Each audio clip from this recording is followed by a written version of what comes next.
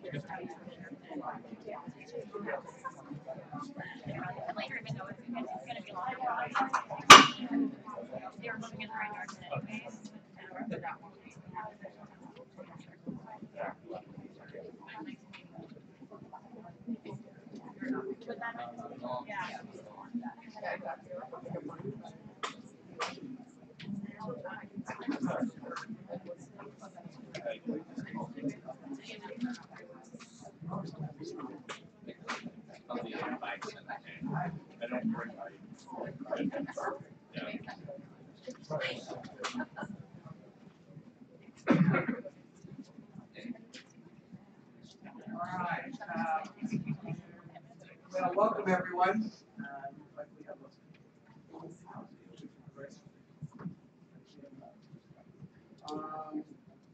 So first of all, we have the approval of the minutes for our March 28th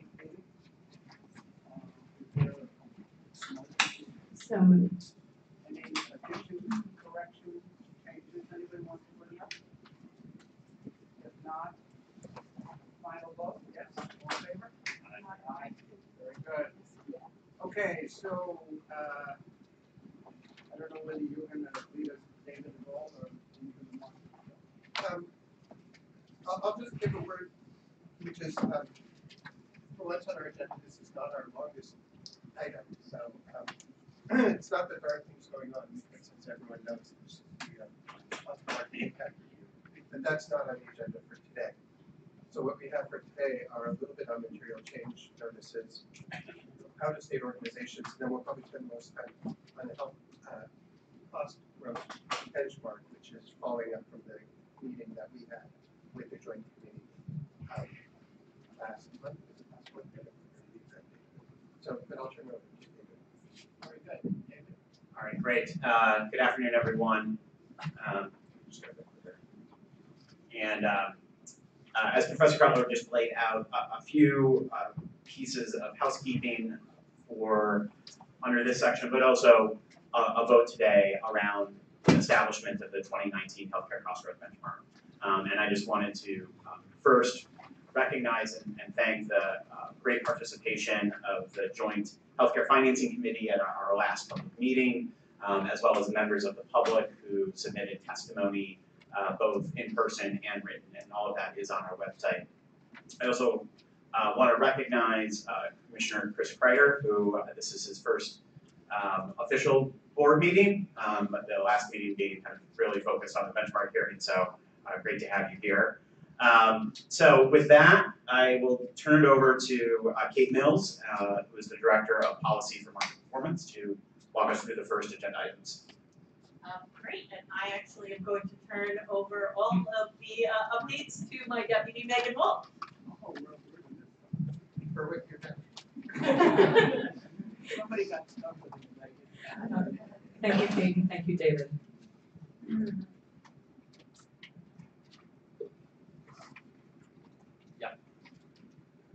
Since 2013, the HPC has received notice of 90 provider transactions, with clinical affiliations the most frequent, followed by physician and hospital affiliations. Since the last board meeting, we elected not to proceed to a CMIR for 3 transactions.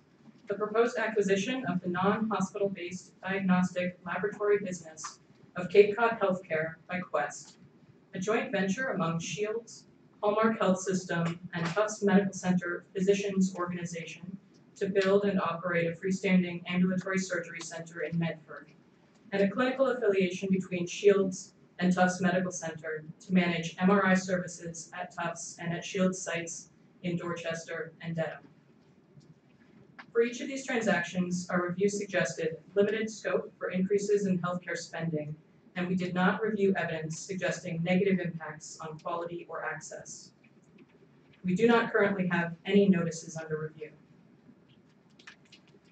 We do have one cost and market impact review in progress, that of the proposed merger of Care Group, Leahy Health System, and Seacoast Regional Health Systems, the related acquisition of the Beth Israel Deaconess Care Organization by the merged entity, and the contracting affiliation between the merged entity and Mount Auburn Cambridge Independent Practice Association. Before we move on, Commissioners, I did want to just pause here. There have been a number of transactions that we've reviewed over the years involving organizations like Shields and Quest, and I know at the last board meeting there was a question from one of the commissioners that if we could spend some time looking into from a broader picture where these organizations are moving in the healthcare market space and what some of these new relationships look like. So I did want to let the commissioners know that we have embarked on a research project that would focus on imaging, ambulatory surgery centers, and some of these lab diagnostic services where we have seen a significant number of new relationships and joint ventures with some of these organizations. So I look forward to reporting back more on that, but did want to let you know that we are working internally on some research project around that. Can I just ask one quick question? Do you have an expected date for when we might see the CMIR? Yes, so we are tracking towards an early June timeline for the preliminary report. We have not settled on a final date yet and want to schedule that in coordination with all of the commissioners, but we are on pace and expect to have a preliminary report in the first 2 weeks of June. Okay, that's one question. On the on the doing the research into the Shield and Quest and the impacts they're having, we've seen, as you said, a lot of them. Are we also looking at the impact on the workforce in that, in terms of there are cost saving measures, but what are those cost saving measures coming from? Is it on the backs of the workers that they're getting paid a better wage at the standing hospital versus what they're getting paid in the off-site clinic? Would be something that I think we want to take a look at is where are these cost savings coming from, and is it on the backs of the workers? Certainly look into that.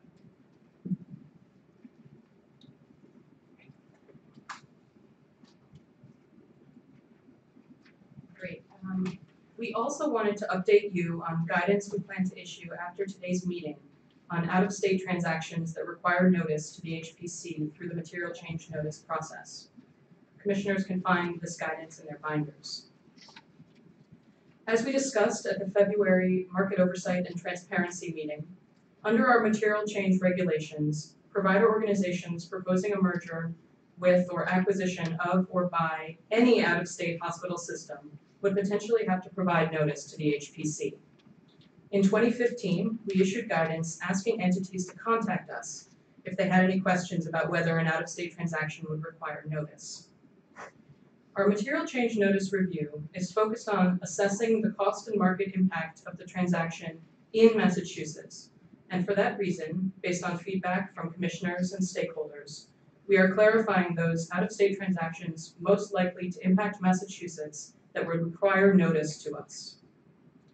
Under the updated guidance, notice would be required for transactions in which a Massachusetts provider or provider organization plans to acquire a hospital system in New England or New York, but not in other states or countries. However, an acquisition of or merger with a Massachusetts provider or provider organization by any hospital system would always require notice, regardless of where the hospital system is located. This guidance is intended to provide additional clarity to market participants.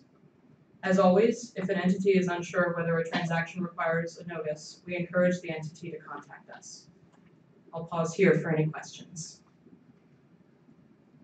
Yeah, I think all of you are aware that we continuously get questions about these kinds of activities. Because several of our major delivery systems and our insurers are either moving north or west or south in the last several years. And, so I think this proposed rule is important to clarify just where we have authority and where we're going to go. So, I think most of you have seen it, but if there is any questions or issues anybody wants to bring up. So is there any aspect of just, as you laid out, no question about where, as you thought through it, maybe you can give us a little feel for, the kind of issues which blur the line where we may or may not do it. I mean, just so everyone knows. It's good that the public knows where we're going to intervene and when we're not.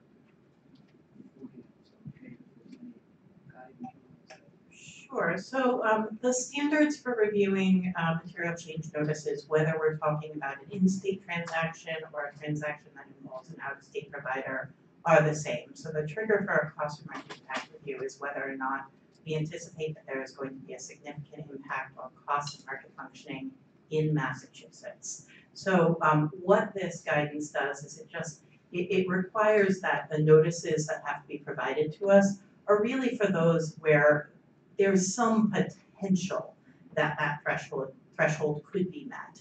And so as we've received notices over the past several years, we've found that there is at least a potential when we're talking about a bordering state, we're talking about New England. There is less of a potential if we were talking about a transaction, for example, that involved a hospital system in Indiana.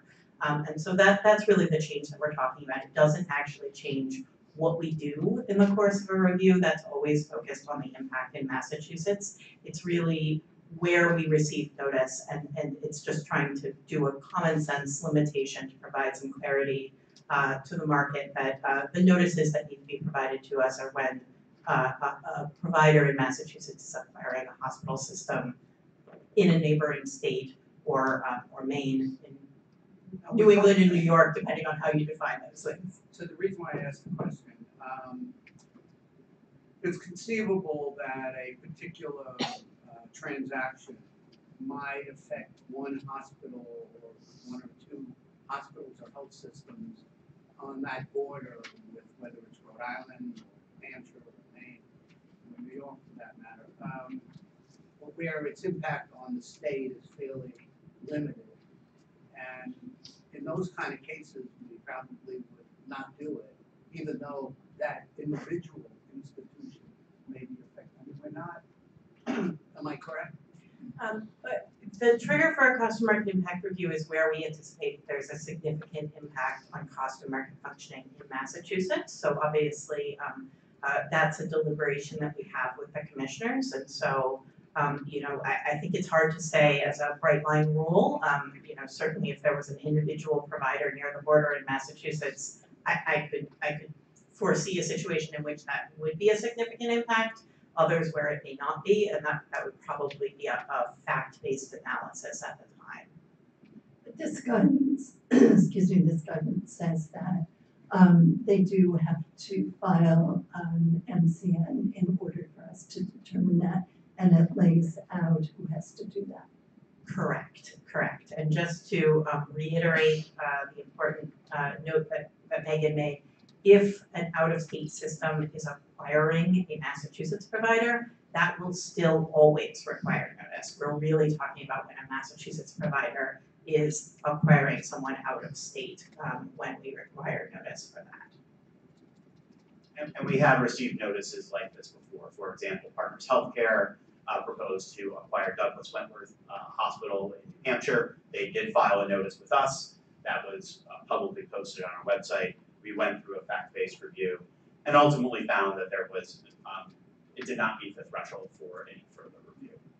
And that's been, we've actually had 5 notices of this nature over the past few years. That was gonna be my question, how many have we gotten of this nature, but are there any transactions that we know of that would get triggered for having to submit the application that are currently going on and have not submitted? So let me take those in order. So as I said, there are 5 that have been noticed to date. So as David mentioned, Partners' acquisition of Wentworth Douglas Hospital in New Hampshire, Trinity's acquisition of St. Francis in Connecticut, South Coast and Care New England filed and then later went through, and then we received notice of 2 steward transactions involving IASIS and CHS. The only ones of those that wouldn't be required to file notice if we were to see the same fact pattern in the future are the steward notices. All of the other transactions involved neighboring states, New England and New York. In terms of transactions we know are occurring, if any of those haven't been noticed, they have to actually be at a point of having a written set of documents memorializing the transaction for us to commence our review. And so it is very possible that there are transactions in the works that just haven't reached that stage yet and therefore haven't provided notice to us. So at this time, we don't know of anyone who is at that stage who is required to provide notice who has not. Kate, this talks about acquiring or merging. What about an out-of-state system looking to basically sell an asset in Massachusetts? I think for every sale, there is an acquisition on the other side, presumably. And so I think it would turn on who's doing the acquiring. So if an out-of-state system was selling an in-state hospital to another entity, we would expect to receive notice of that regardless of where that notice, that other entity existed. And Kate, you mentioned just now, I think Trinity acquiring St. Francis and Hartford. So that's an out-of-state system acquiring an out-of-state provider. Do we have any authority over that? So Trinity is the parent of a Massachusetts provider, so they are also the parent of Mercy. No. Who is that parent of? Mercy. No. Any other? Okay, so, let's see, do we need a? This does not require a vote. Great. So moving on to our next agenda item, this will require a vote. This is a discussion of the 2019 healthcare cost growth benchmark, which we deliberated at length at the last board meeting. On slide 14 in your packets, would just note some of the key themes that came out both in the testimony that was provided in person as well as the written testimony.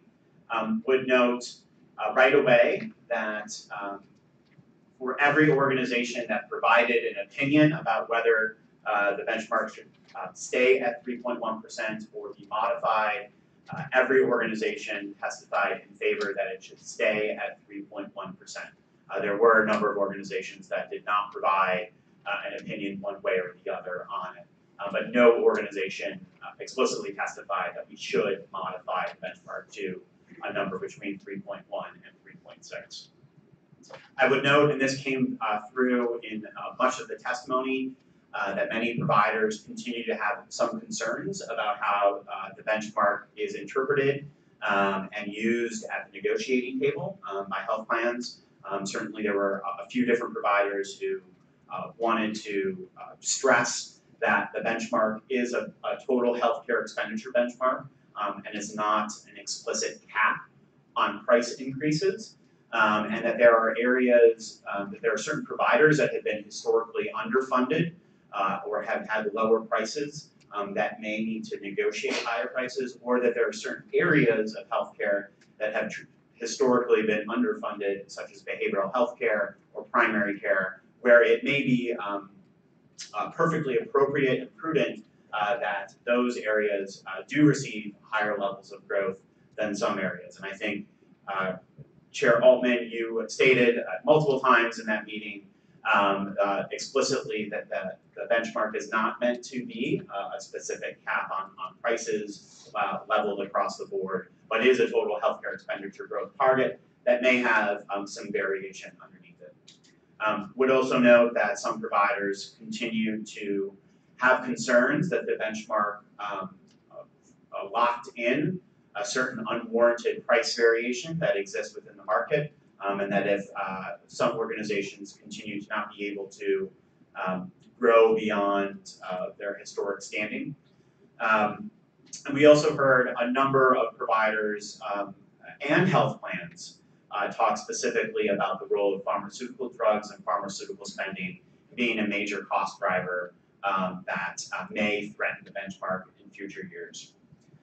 Finally, would note the Hospital Association in particular raised concerns around potential ballot initiatives that may also impact costs and spending in the future. That all being said, as summarized on slide 15, here are all the organizations that did provide testimony and their position on the modification. And even with some of the concerns I just raised, the near unanimous position was that we should continue to strive for an aggressive benchmark, especially on behalf of the consumers and the employers and government that bear the cost of our healthcare system. So with that, I will turn it back over to you, Chair Altman, to lead a discussion. I can do this, but I'm going to ask you to do it, since you wrote this crazy book. Explain again, and not that everyone doesn't know it, but the complexity of our vote. So what does it mean if we do 3-1? What are our other options if we choose not to do 3-1? What happens to this with in reference to the legislature? So great. So there are many options for the board at this point. There can be a vote to stay at the 3.1, or there could be a vote to modify it to any growth number between 3.1 and 3.6. If the board elects to vote to keep it at 3.1, that requires a majority vote of the board to establish that. That will be posted on our website, and we will just provide a written notice to the Joint Committee on Healthcare Financing. If the board elects today to modify the benchmark to some other number, that will require a 2/3 vote of the board, in which case then a notice will be provided to the Joint Healthcare Financing Committee. They will be required to hold their own public hearing within a certain time period and make a recommendation to the leadership in both the House and the Senate, either confirming or agreeing with the vote of this board, or may have the opportunity to legislatively override the vote of this commission if the commission voted to modify. So in some, if it's 3.1, a majority vote, the process ends. If it's a vote to modify, it's a 2/3 vote that will trigger legislative oversight of the process. Thank you. I just want to come back and I think I want to suggest something, but it's really a question to David Self as to whether this is accurate. About the rationale for why the rate fell from 3.6 to 3.1%, which is that it was perceived that the healthcare system had an enormous amount of waste in it, and that a reasonable target in the short term was for healthcare to grow at the rate of the economy, which was roughly 3.6%. But that, as you said, that just holds it constant as a share of the economy. It doesn't reduce it as a share of the economy. And so the thought was that by bringing the rate down below the rate of growth of the economy, that would produce, that was both able to be met by the payer and provider community, particularly with a few years of planning, and that was in the best interest of the Commonwealth, including the citizens and the payers, as well as the care providers, so that we're in that phase where it is believed that there is wasteful spending that can be eliminated from the system without adverse harm. So I suppose part A of the question is my recollection of it correct? And then part B is, if that's correct, I think what we've learned as a commission is that we still believe there is an enormous amount of wasteful care in the system. Nothing we've seen suggests that any of the cost savings that we've experienced as a Commonwealth over the past few years have come at the expense of patients. In fact, many of them have come through efforts to promote better care and better integration of care and avoidance of situations where patients are high cost. That's all to the benefit of patients. So that would confirm my sense that there is in fact a good empirical rationale for doing this, as well as the conceptual rationale that the legislature used when it set up this particular schedule. So if I put a question mark at the end, can you respond? Your recollection is correct. There, in the development of this law, there was absolutely different points of view and perspectives about where the healthcare cost growth benchmark should be set. There were some that advocated that it should grow faster than the overall state's economy as an important part of our sector and an important public good for the quality of care. And there were other organizations that, as you said, recognize that there are levels of spending were extremely high in Massachusetts, and that there were significant opportunities to actually have it grow even slower than the state's economy. This resulted in a compromise at the end of the legislative process that said for the first 5 years, the benchmark should be set exactly to the rate, the long-term rate of the state's economy. And this board did not have discretion on that matter. And even though the board did take a vote every year by law, it was set to equal what was established as the long-term growth rate of the state's economy. We are now in the second year of a 5-year period where the board does have some discretion. And I think there was an understanding at the time that as many of the elements of Chapter 224 were put into place, that at some point we would hopefully be able to expect to gain even greater efficiencies in our healthcare system. And that was why there was a little bit of a time delay. That being said, there also was a safety valve in terms of this board's ability to look at the facts, to hold a public hearing, and to potentially modify it back up to 3.6%. I would note, and we presented David Auerbach and myself at the hearing, and detailed a number of different opportunities that in sum total equaled $4.7 billion of areas where we believe that there can be continued efforts to, yes, provide extremely excellent care, but also at a more efficient cost and spending trajectory. So we do, I think, presented that there are some continued opportunities to reduce healthcare spending growth without sacrificing access or quality. Yeah, this may be my personal opinion, not the commission's, but the testimony we heard is very careful to establish that the benchmark is not meant to be a cap. I would also say it's not meant to be a ceiling. I think that there are a floor. I mean, I personally believe that there are many individual entities that could aim well below 3.1% and still survive and improve. And I wouldn't want anything about my vote to indicate that I think that somehow everyone's entitled to 3.1%. Let me, this is a little speech I've given before, but, we are not an island relative to healthcare in the sense that a lot of the aspects that go on in the rest of the country impact on our system. And as David pointed out, in the past, we have been the most expensive healthcare system in the United States, which puts us probably the most expensive healthcare system in the world, which is wonderful at one level. It's an Olympic event we win, but it was something that we really wanted to move away from, and we now are number 2. Alaska is now number 1 on per capita.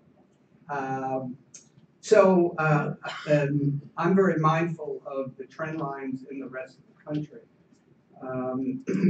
And there are conflicting signals out there suggesting on the one hand that the relatively low rate of, so anyway, we've been under the national rate for the last 4 or 5 years. But the national rate itself has been low relative to nationals. There are some indications that that trend is going to begin to up on one side, suggesting that as we go down, the rest of the country is going up. That doesn't mean we shouldn't do it.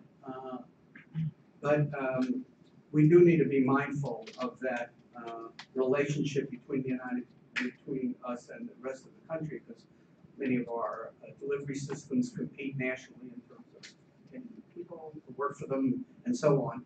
The thing that I really want to commend our providers and our payers, as David pointed out, every one of them, our hospitals, our plans, our physician groups, all recommended that we stick with 3.1. And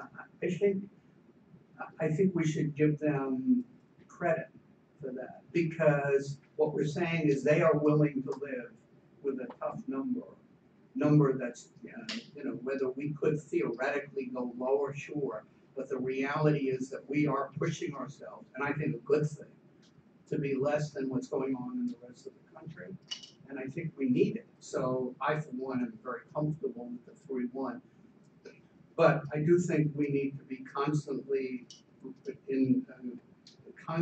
reminded of how we compare to what's going on in the rest of the country, and I've asked David and David Arback to keep us informed on that, because I think it's very important.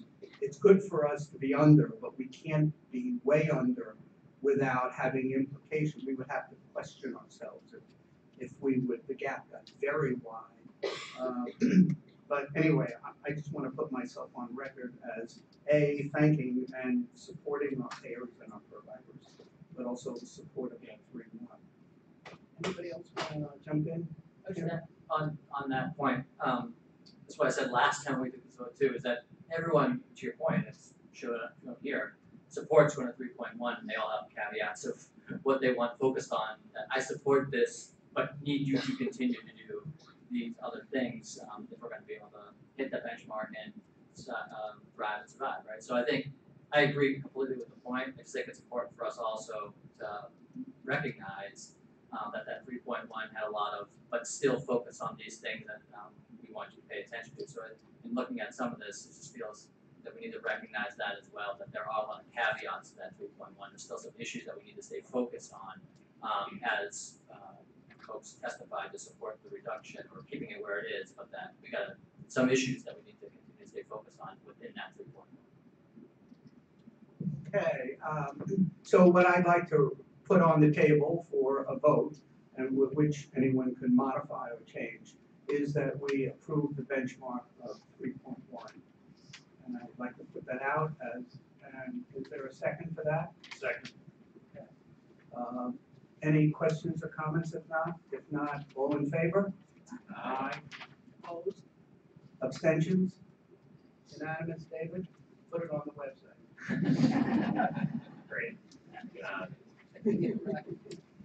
Thank you, Commissioners. And so now we're going to switch over to the next part of our agenda, which is going to be focused on our care delivery transformation work. I'm going to step down from here and turn this over to Kathleen Connolly, who is our Director of Strategic Investment at the HPC, as well as Catherine Harrison, who is our Deputy Director for Care Delivery Transformation. I don't know, Commissioner Cohen, if you want to say a few words as we make this transition. Sure, so just to pick up on Professor Cutler's remarks, now we have care delivery and transformation taking up most of the time. So we have a couple items today, a program update from staff, also some information about the Shift Care Investment Opportunity. This was RFP where proposals were due the first week in April, and the good news is we got 36 wonderful proposals that the staff are now reviewing. So we'll have a progress report on that, as well as a presentation from the folks at Care Dimensions about work that they're doing under an innovation grant made by HPC. Steve Bellick will give us a annual report on the Office of Patient Protection, and then we do have a item to be voted on, which is the proposed regulation on risk-bearing provider organizations and ACO appeals, which basically just aligns the ACO appeals with the rest of the risk-bearing organization requirements. So with that, I'll turn it over to staff. Great. Hi, Commissioners. Good afternoon. So I'm going to start off with just a couple of updates from our certification programs. To start with PCMH Prime. We've been holding steady at just around 100 practices participating. At this stage, we have about 79 who are fully certified, including some recent ones noted here. So we're feeling good about that program. We've successfully made a transition with NCQA to a new set of standards and a new submission platform for that system, so we're full speed ahead there. On a related note, with our behavioral health integration work, we had an event a few weeks ago that was part of our PCMH Prime Technical Assistance Program, a knowledge sharing session, which is our name for really a peer-to-peer learning opportunity for providers to have a chance to share innovative practices with one another. And this time we were focused on telebehavioral health, and this was an opportunity for us actually to partner with our SI colleagues to also bring into the fold some of our HCII awardees who are focused on telemedicine. So this ended up being sort of a joint event with two parts. The first of which was a panel featuring primary care providers who are doing some interesting things in telebehavioral health, a couple of pediatric focused groups, and then one community health center. And then the balance of the day was an opportunity for the telemedicine awardees to share what they're doing with regard to these kinds of innovations. It's a great event, really a wonderful day, and I want to thank Commissioners Cohen and Kreider for coming out and participating in that event and for their support in all of this work. So switching briefly to ACO certification, as you know, having certified 17 ACOs toward the end of last year, we're now in a phase of this program where we're really digging into the information that they provided to us in their certification applications and figuring out what is interesting here and what kinds of products can we put out in the marketplace that help fulfill the transparency aspect of the certification program, which is really so important. That market learning, that ability to share these insights and help all of us understand better the landscape of ACOs, who they are and what they do. So to that end, we are embarking on a series of what we're calling policy briefs to help illuminate some of these key areas of ACOs that we think will be of interest to stakeholders. So what you see on this slide is our set of 6 briefs, and we had the fortune to discuss this at our last committee meeting and got some really good input on this plan. We are fairly ambitiously seeking to roll out this series of briefs of one every 3 months-ish. Don't hold me to that. But we are really happy to have the first one out just as of early this week. The first brief is really a focus on the landscape of ACOs in Massachusetts, a bit of level setting, a bit of context setting for people, and teeing up the next in the series, which will focus on topics like population health management, how ACOs manage risk arrangements, how they provide cross-continuum care, etc. So we're looking forward to these and hopefully really, these will add a lot of value in the market over time on ACOs and what they do. And No, I'm finally, wondering whether at some point you might, staff might prepare, say, an article that would appear in Health Affairs or one of the other national magazines. I think you guys are doing incredible, and as well as our deliverers are doing incredible things that not only should we share it within Massachusetts, but that we can make it available nationally. So think about it. thank you, I appreciate that. So just one last plug on Brief One before I turn it back to Kathleen. If you haven't seen it, I think there are copies at the table outside the room here. Just a highlight of some of the key facts about ACOs that we're gleaning from our applications and setting the stage, as I said, for the series to come. Great, thank you, Kathleen. And just for a note to commissioners, the ACO Brief One is in your binders and it is also posted online on the HPC website. And as Captain said, there are copies available outside. So now I'd like to talk about Chart Phase 2. It's hard to believe that we're in the closing days of Chart Phase 2. We are engaging in closeout activities with our awardees. We still have a number of Chart hospitals that are engaged in work funded by Chart during what we call the no-cost extension period. And as we wrap up, we are working with awardees to put together an operational playbook. As many of you know, out in the clinical landscape, there are many playbooks for how to manage complex patients that are in our review of the literature or of an academic tone. And we are really taking a hands-on approach to provide lessons learned and direction to folks on the ground, if you will, who are working and managing complex patients. So we look forward to sharing more with all of you about that. And we also look forward to talking with you more about the closeout of Chart and summarizing all the great work that's been done by these teams over the course of the more than almost 3 years at this point. And so you're all familiar with this slide. We've been distributing the dollars and we still have some dollars remaining to distribute, and as we finalize the financial reporting, we will provide you with the final numbers related to the spending for Chart Phase 2. Any questions I can answer at this time about Chart? Okay, thank you. So as Commissioner Cohen said, in our most recent proposal related to Shift Care Challenge, our $10 million investment opportunity, we received 36 proposals. And as you recall, we offered 3 tracks for folks to apply to for models of care to reduce acute care utilization for complex patients. All of the proposals listed a variety of partners that would support the aims of the given track for which they were applying. For track 1, which was aimed at addressing social determinants of health, we received 11 proposals requesting approximately $7 million in funding.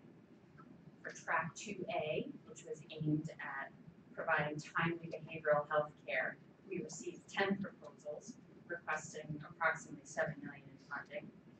And then for track 2B, which was our track related to initiating pharmacologic treatment of substance use disorder in the emergency department, we received 15 proposals requesting approximately $10 million in funding.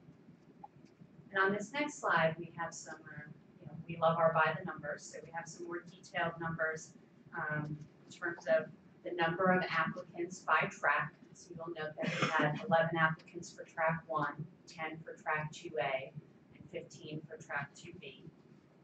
We received a variety of proposals from a diverse group of providers, including our Chart hospitals, some of our HCII awardees, a number of our ACOs and ACO participants. So we were really pleased to see the variety of proposals. Overall, the proposals included many different types of partners and in-kind funding, and the proposed initiatives, you will note, are looking at over $36 million in requested funding and initiative costs. And we look forward to coming to the board with a recommendation of which proposals we hope to fund. Any questions I can What's the time frame on that? So we'll be coming to the July board meeting for the vote. We'll be engaging in our review and selection process towards the end of May.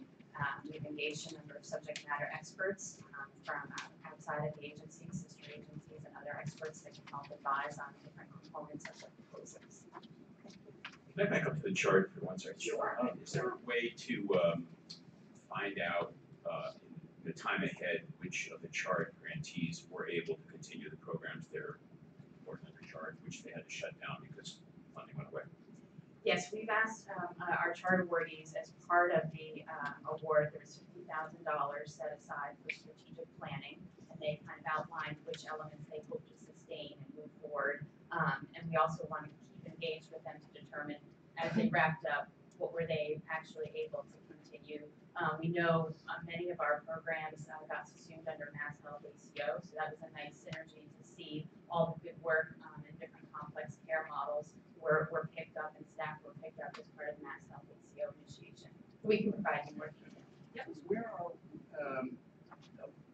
We are planning and maybe involved, I know we're involved in evaluations, because I know we had meetings about the evaluation of Chart 1. So we're moving forward on those evaluations as well. Yeah, we continue to be engaged with Boston University School of Public Health, and there's a series of deliverables throughout this engagement on different aspects of the evaluation, and so we'll be coming back to the board to present additional findings. Yeah, I think what's very important, following what Don said, that we learn. I mean, not only we, but the whole system learn those aspects that really have potential to lower cost, improve efficiency, improve quality, and so on. So, again, we need a good evaluation, and we also need a mechanism for getting this information out broadly. I mean, I would hate to see the benefit of such really incredible work, not really see not only the light of day, but have a very strong focus going forward. Anything we can do. Absolutely, we are committed to spreading the learning that comes through this program, as well as our other investment and certification programs. And we look forward to talking more with the board about activities in those areas. So let me ask this other question. I know we've been working with NCQA, and when we started this and sort of contracted with them, we actually paid them to sort of go beyond where they were. The idea being that they would also be changing their standards. Can you just give us 2 minutes on where they are and where some of the things that we've done, have they incorporated them in their next generation, wherever that is? I haven't heard from that. Yes, certainly. So NCQA has a variety of different types of standards. Certainly, we've worked most closely with them on their medical home certification recognition program. At the time that we first started working with them, Commissioner, you're exactly right. Their 2014 and 2011 medical home standards were not as far as we might have wanted to go in some areas, including behavioral health integration. So certainly, that was one of the things that led us to develop the particular criteria that we did for PCMH crime. I would say as they have revised their standards recently and come out with 2017 standards, we're seeing a lot more progress from them on behavioral health integration. I think nearly all of our PCMH crime standards are now well represented within their program. Not all of them are, must-pass elements of NCQA, but they're sort of definitely further along now in behavioral health integration than they used to be.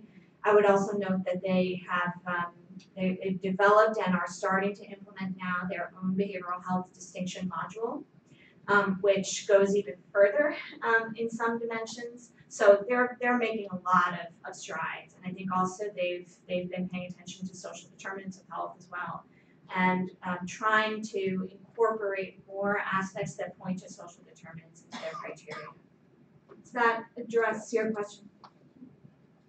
I have to jump in here because I do think sometimes we don't take enough credit for the work that we did and have done here, because we saw and identified that behavioral health integration was going to be a huge focus for our PCMH Prime, and we built that on top of the NCQA program. We wanted to align with NCQA, but go further than where NCQA was in challenging and recognizing practices to go further in behavioral health integration. And the tremendous amount of practices that were willing to do that and participate in our program has been a huge success.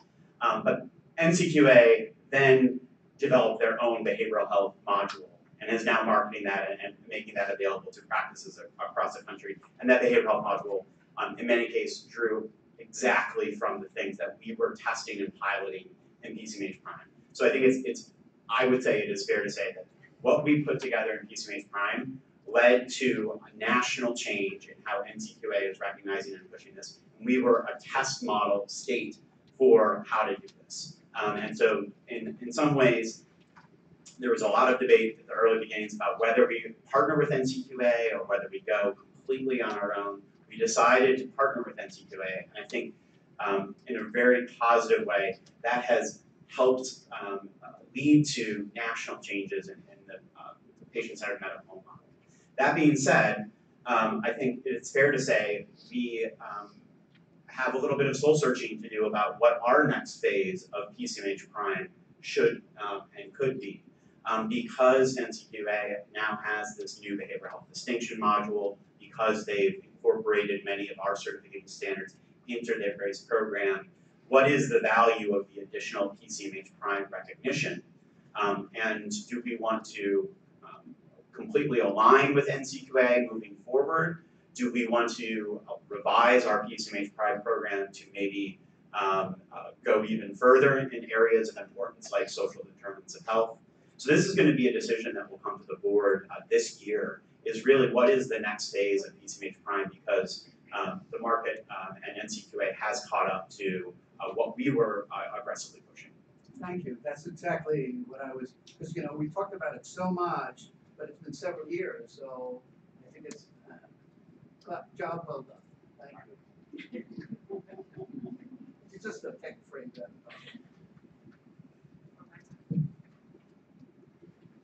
Okay, so I'm going to jump ahead. Talk about shift care. I will introduce them shortly, and I'm pleased to say that we have one of our awardees from the Targeted Cost Challenge Investment, which is one of the 3 pathways in HCII, who are going to speak with us today about the work that they're doing. So today's presenters are from Care Dimensions. Their initiative addresses the cost challenge area of serious advancing illness and end-of-life care. This slide that you see here represents an overview of their award, but I don't want to steal any of their thunder, and I want to give them the opportunity to speak about the great work that they've done. So it's my pleasure to introduce from Care Dimensions, we have Dr. Susan Lysett-Hurley, the Director of Research. We have Dr. Stephanie Patel, the Vice President and Chief Medical Officer. And from their partner, North Shore Physicians Group, we have Ms. Eileen Fagan, who's the Palliative Care Coordinator. And I'd ask the 3 of them to please step up to this table. I'm happy to click for you, or would you like to control? Okay. I knew more about me than I thought you would before I started.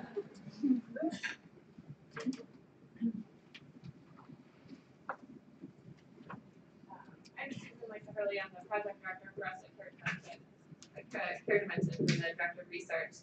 But I'm going to turn it over to Dr. Patel to start us out. Oh, I can see what it is. Do you have to point the clicker that way? I don't think so. So I'm actually here to give an overview of Care Dimensions, which is a nonprofit provider of hospice and palliative care and grief support. We are the largest hospice provider in Massachusetts, serving about 90 communities and towns. The map shows you the 90 communities and towns that we're currently serving. Last year, we cared for almost 5,000 patients, for 4,900 patients. And originally founded in 1968 as Hospice of the North Shore. I came here in 2006 when it was Hospice of the North Shore. But after acquiring Parker's Hospice in 2011, We broadened our territory, and you can't really call yourself hospice in the North Shore when you're going all the way to Quincy. It sort of was confusing to patients and families, so we changed our name.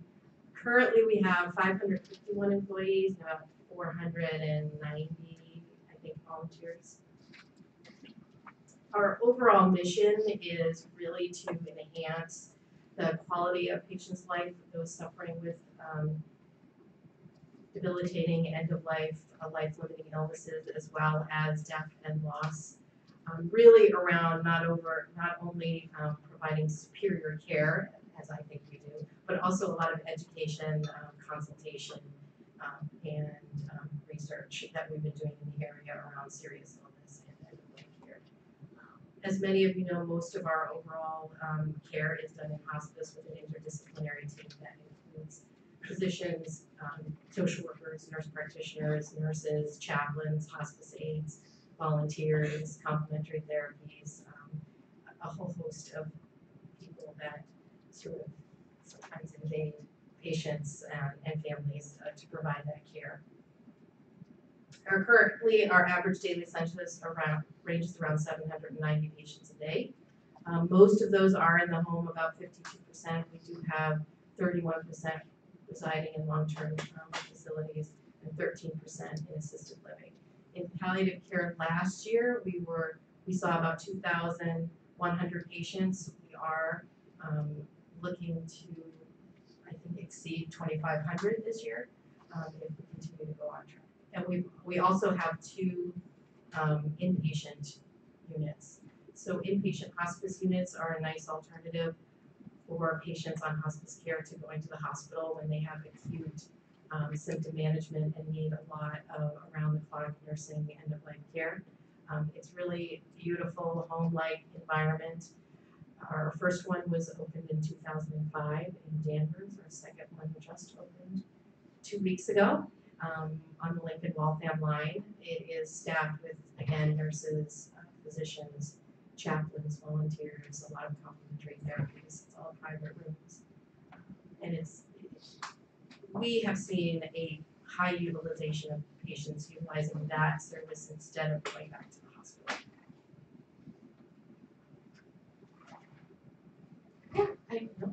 So I was involved in sort of writing and designing what our project really wanted to be, and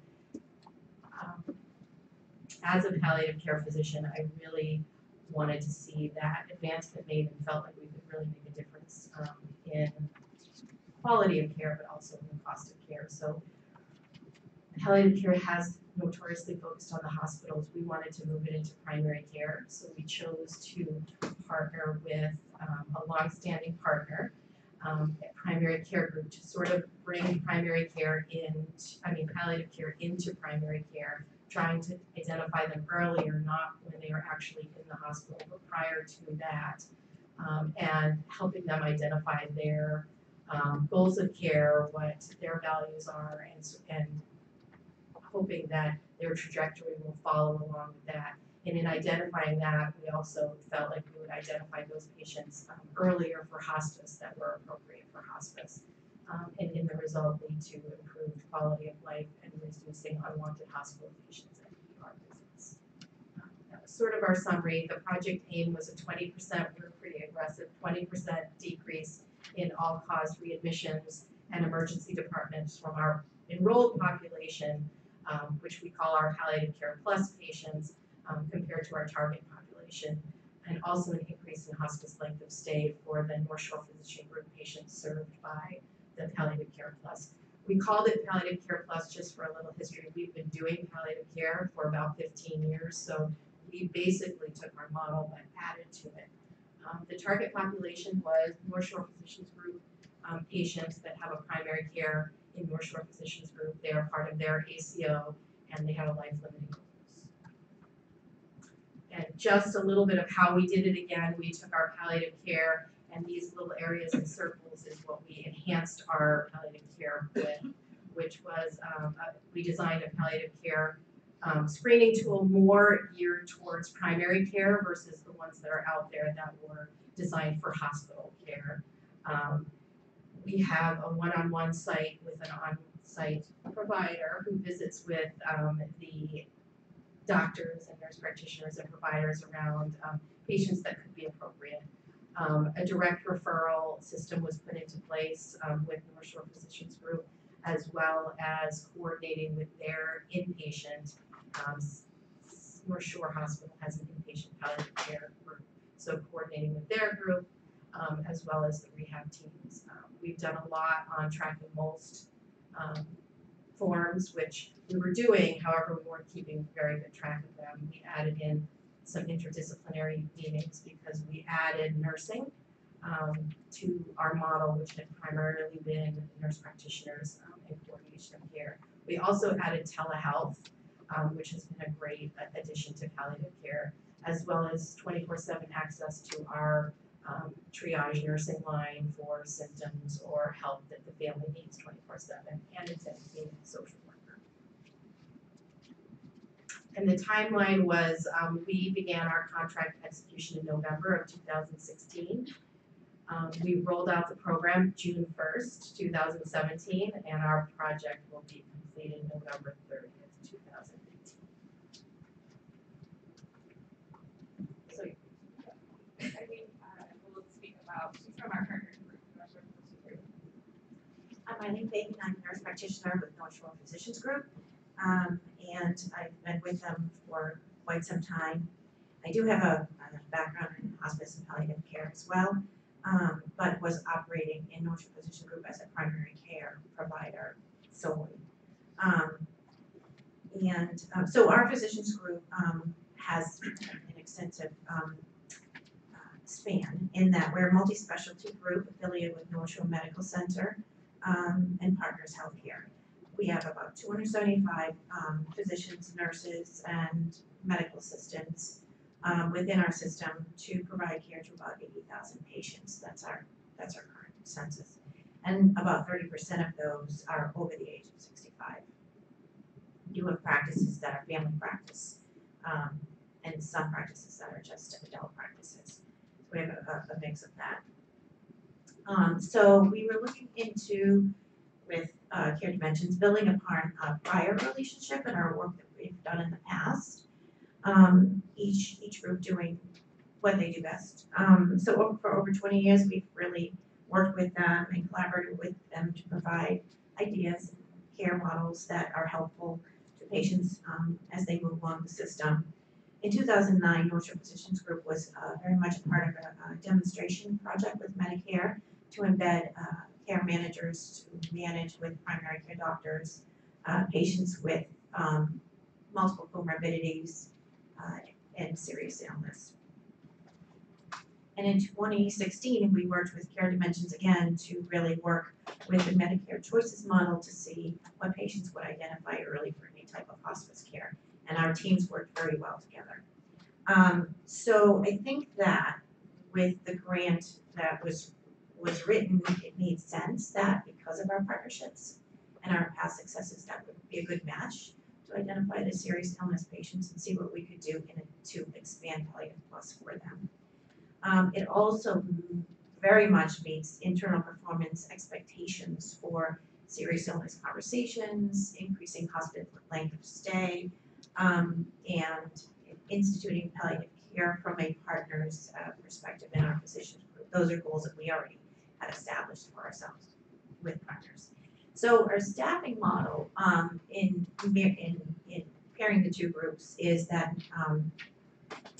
from the North Shore Physicians Group standpoint, there would be a palliative care coordinator, which is myself.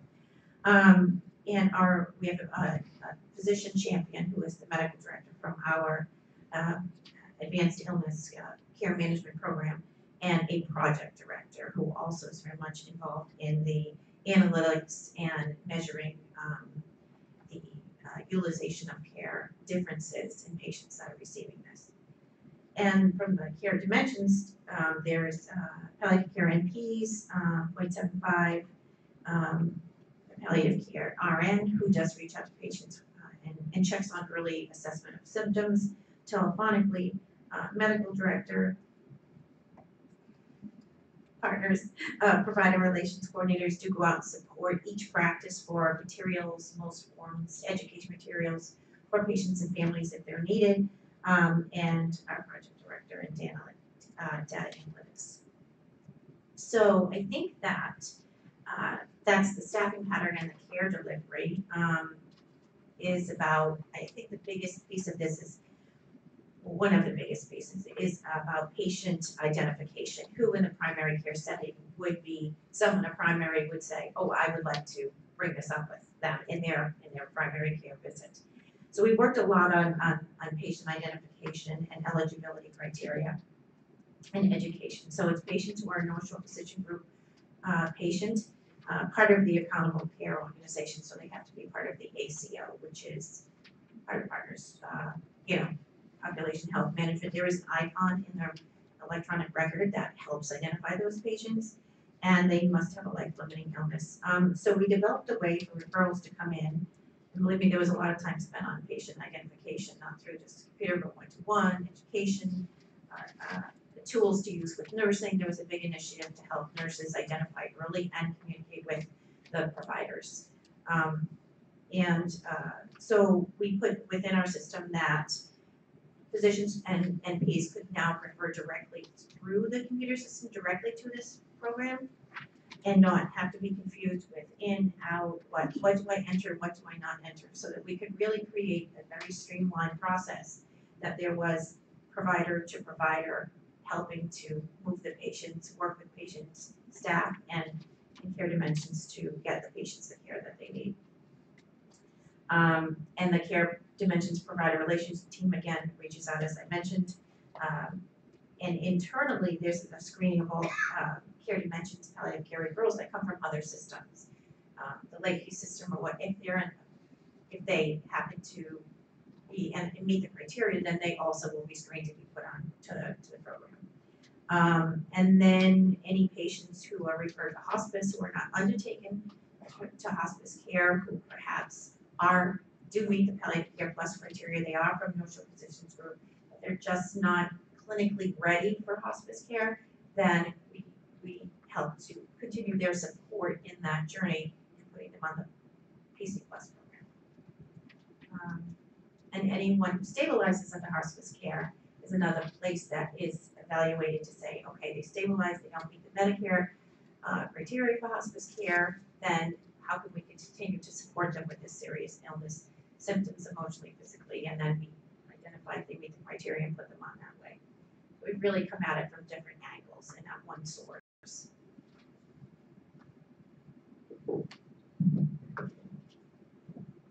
So after the identification that they become enrolled in Palliative Care Plus, we wanted to just give you a little what happens next. So they're identified, they meet the criteria, we bring them on. So we're able to see patients within 5 days of connecting and getting the order. Sometimes patients and families don't return the call right away, all sorts of things, but our goal is to get out there within 5 days, understanding the urgency usually of some of the symptom management that they have. And then we've been able with this program to do a lot around communication. I think that surprised us all that we work well together, and yet there were still a lot of ways that we could increase and enhance the communication between the two organizations. So we do a lot now of pre-visit conversation, which helps a lot as you're going into that patient situation. We're coming in and not knowing anything, and particularly in a primary care setting, they have a long history with the patient. So we've been able to do that. You'll see in our referral and admission numbers that we needed them to be a part of the ACO so that we could track their hospitalization and ER visit data. And so that's our biggest hurdle as far as making sure we're recruiting enough. Essentially, those patients are still getting palliative care though, so it's not that we just haven't enrolled them, they just are in our regular palliative care program. But we wouldn't be able to connect the dates for the data. So then we, the patient engagement, the nurse practitioner goes out, makes a visit, and addresses the advanced directives, symptom management, goals of care. In particular, what was highlighted by the primary care team to say, this is why I really think you should be out there. Sometimes it's trying to talk with the family about what their options are. Sometimes it's trying to help them with some symptom management. They've been apprehensive before to try different methods of pain management or symptom management, so we can help with that. We refer to our nurse coach who does telephonic support following the initial nurse practitioner visit, and then the social worker we have asked that the social worker at least make one initial phone call to people and then are available for in-person if they need. Some people right away say no thank you. Some people are really welcoming of someone to help them with the social determinants of health, the questions and things that come up for them about what they might need. And then we, along with the primary care, decide if telehealth might be something, an option for them. There's lots of communication back and forth then between the nurse coach and the primary care team.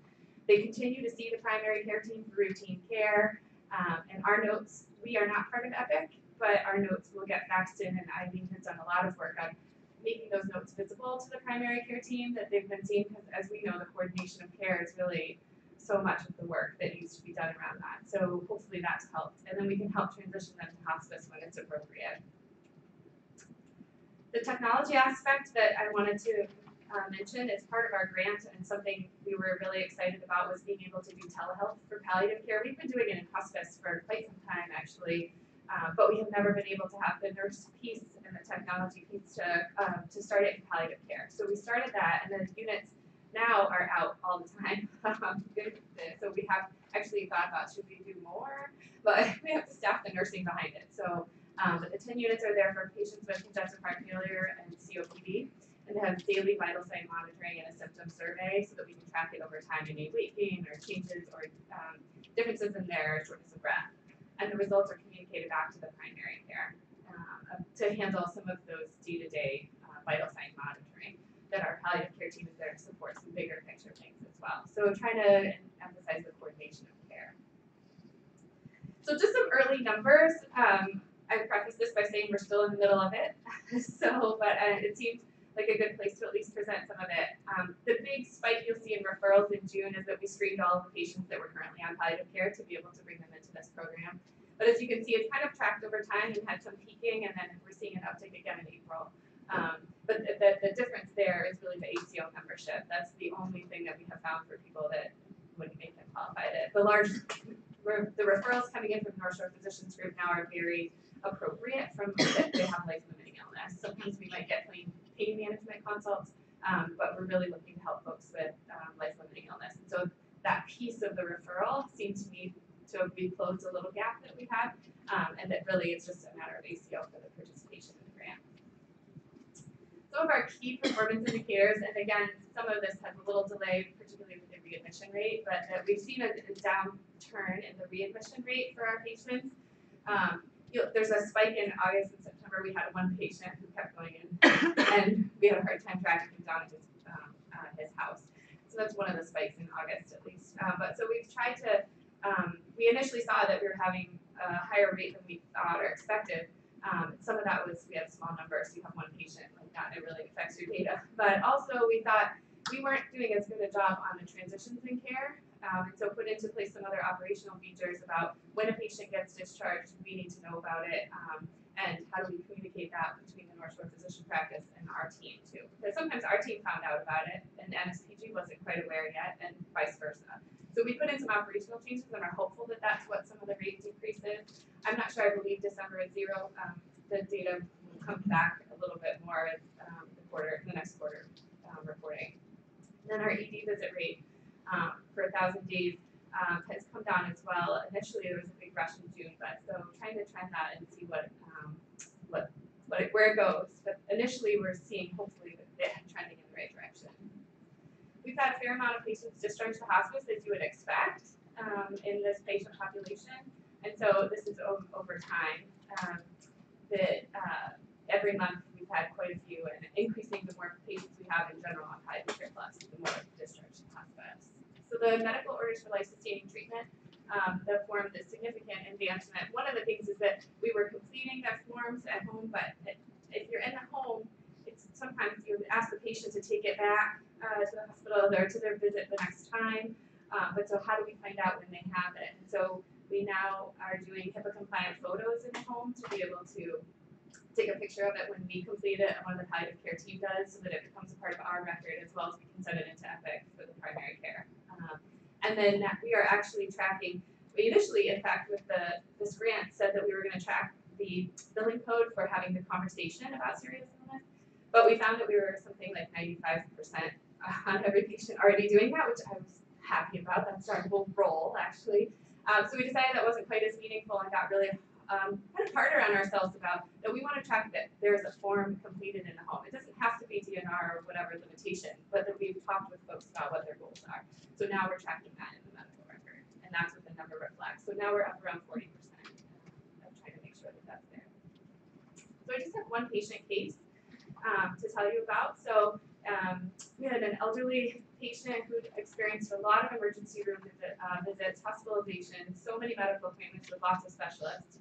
Her medical problems really started 5 years ago in the fall. Anyone in medical healthcare knows that is a trigger usually for what's behind whatever is going on. Multiple surgeries and found out that she had cancer. In addition to chemo and radiation, and multiple other chronic conditions. But despite these challenges, the patient had a real good sense of humor and said, you know, on paper I look really terrible, but in person I'm doing pretty well, but not altogether. The patient needed to move in with family in 2017 because of all the visits and having more trouble. And soon after had more pain, more trouble walking, and the PCP at North Shore Physicians Group recommended palliative care plus. So once enrolled, the patient had a visit with the NP, just as our program dictates, the patient's pain and discomfort, looking at that and sleep, appetite, overall functioning, those all go together, particularly with pain. The patient was really hesitant to change or try any pain medication because the last time they had a negative experience with it. And sometimes you ask people, what have you tried, how much have you tried, to try to keep everything in your toolbox. And so the NP really provided a lot of guidance and education, connected with the nurse coach who was doing some telephonic support. They called back, and the patient did change the medication initially, but it didn't really help the overall pain because the patient really wanted us to start so low, so it didn't have as much of an impact. The nurse coach was following up, and the NP made another visit, and they did increase the pain medication. The patient's quality of life really improved, and she had a lot better sleep, a lot better functioning. Over the next couple of months, realized that function was still declining overall, and so the patient transitioned to hospice, but was made easier because they already knew the agency and the support that they would get, and the family also was more supportive. And as you can see the quote from the family member that having the care dimension support was really meaningful to the caregiver as well as hopefully the patient having better quality of life too. Those are prepared. Thank you very much. Any comments or questions by, yes, sir? Is there a video component to the telehealth tablet? And how often is that used? And is it both the nurse and the doc that are connecting with the patient? That's a good question. Yeah, there is a video component. The hard part actually has been in some of the patients access to using it, so we haven't used it a lot, but we've offered it a lot. Sometimes they have, believe it or not, no internet, and you need Wi-Fi connection. But it is one of the things that we keep pushing, but we haven't had a lot of use of the video, but it is a component. So, I know a little about this, but not enough, there's enough to be dangerous, but not enough to really understand it, so it just may be pretty basic. But I've been part of a number of discussions about palliative care, particularly in the beginning of the last 10 years. And I remember distinctly a major disagreement, debate about separating palliative care from hospice care, and the vehemence of the early pioneers in palliative care not to in any way relate palliative care to hospice care. It seems to me in your discussion they seem to blend in, seem to be part. I just don't know where the field has gone. So as you define what the difference between palliative and hospice care, or between palliative plus and I mean, you're using those terms, but this one person really, I don't know, how do you think about it? So I just want you to help me, and I think help everybody. What's the difference? The difference. So I can start, but feel free. I usually have a great slide. I should put it in my ones behind in case someone asks that question. But of a big circle is palliative care. It's the sense of treating symptoms while you're treating disease, so that even if you give Tylenol for a patient who has an infection that's curable, it's palliative to give them something to make them feel better while you treat the underlying cause. And as the circle shrinks a little bit, we think of palliative care as a specialty, medical, academic, nursing, as treating folks that have a life-limiting illness. So from the time of diagnosis all the way through the care that they need towards the very end of life. And as you shrink the circle in the middle even more, we think of that as hospice care, because in the United States, hospice care is really defined by the Medicare hospice benefit. And one of the things about the primary eligibility criteria for enrolling in the Medicare hospice benefit is to the best of our ability, the natural course of your illness that you're likely to die within 6 months. And so we think of hospice care is palliative care broadly, but most specifically aimed at folks nearer the end of life. And in this country, it's a very specific how it's administered. So when we think about, I think we think about it as hopefully a seamless transition for patients and families, that if the H word now for some patients is very intimidating, they're not ready for hospice yet, because in a certain sense, a lot of times when you get to hospice, you're thinking about not being on curative treatments. The goal is really the quality of life and how you're doing. And so palliative care hopes to get folks a little more upstream to be able to at least provide them the symptom management, supportive care that we think is good care for people with serious illness. And so we hope that we get them upstream a little to be able to help that transition so they can take advantage of Medicare hospice benefit when it's available to them. Because that team approach in hospice, we're building into palliative care, but it's, we all know, is harder to get upstream. Good chaplain, social worker, nurse support at home.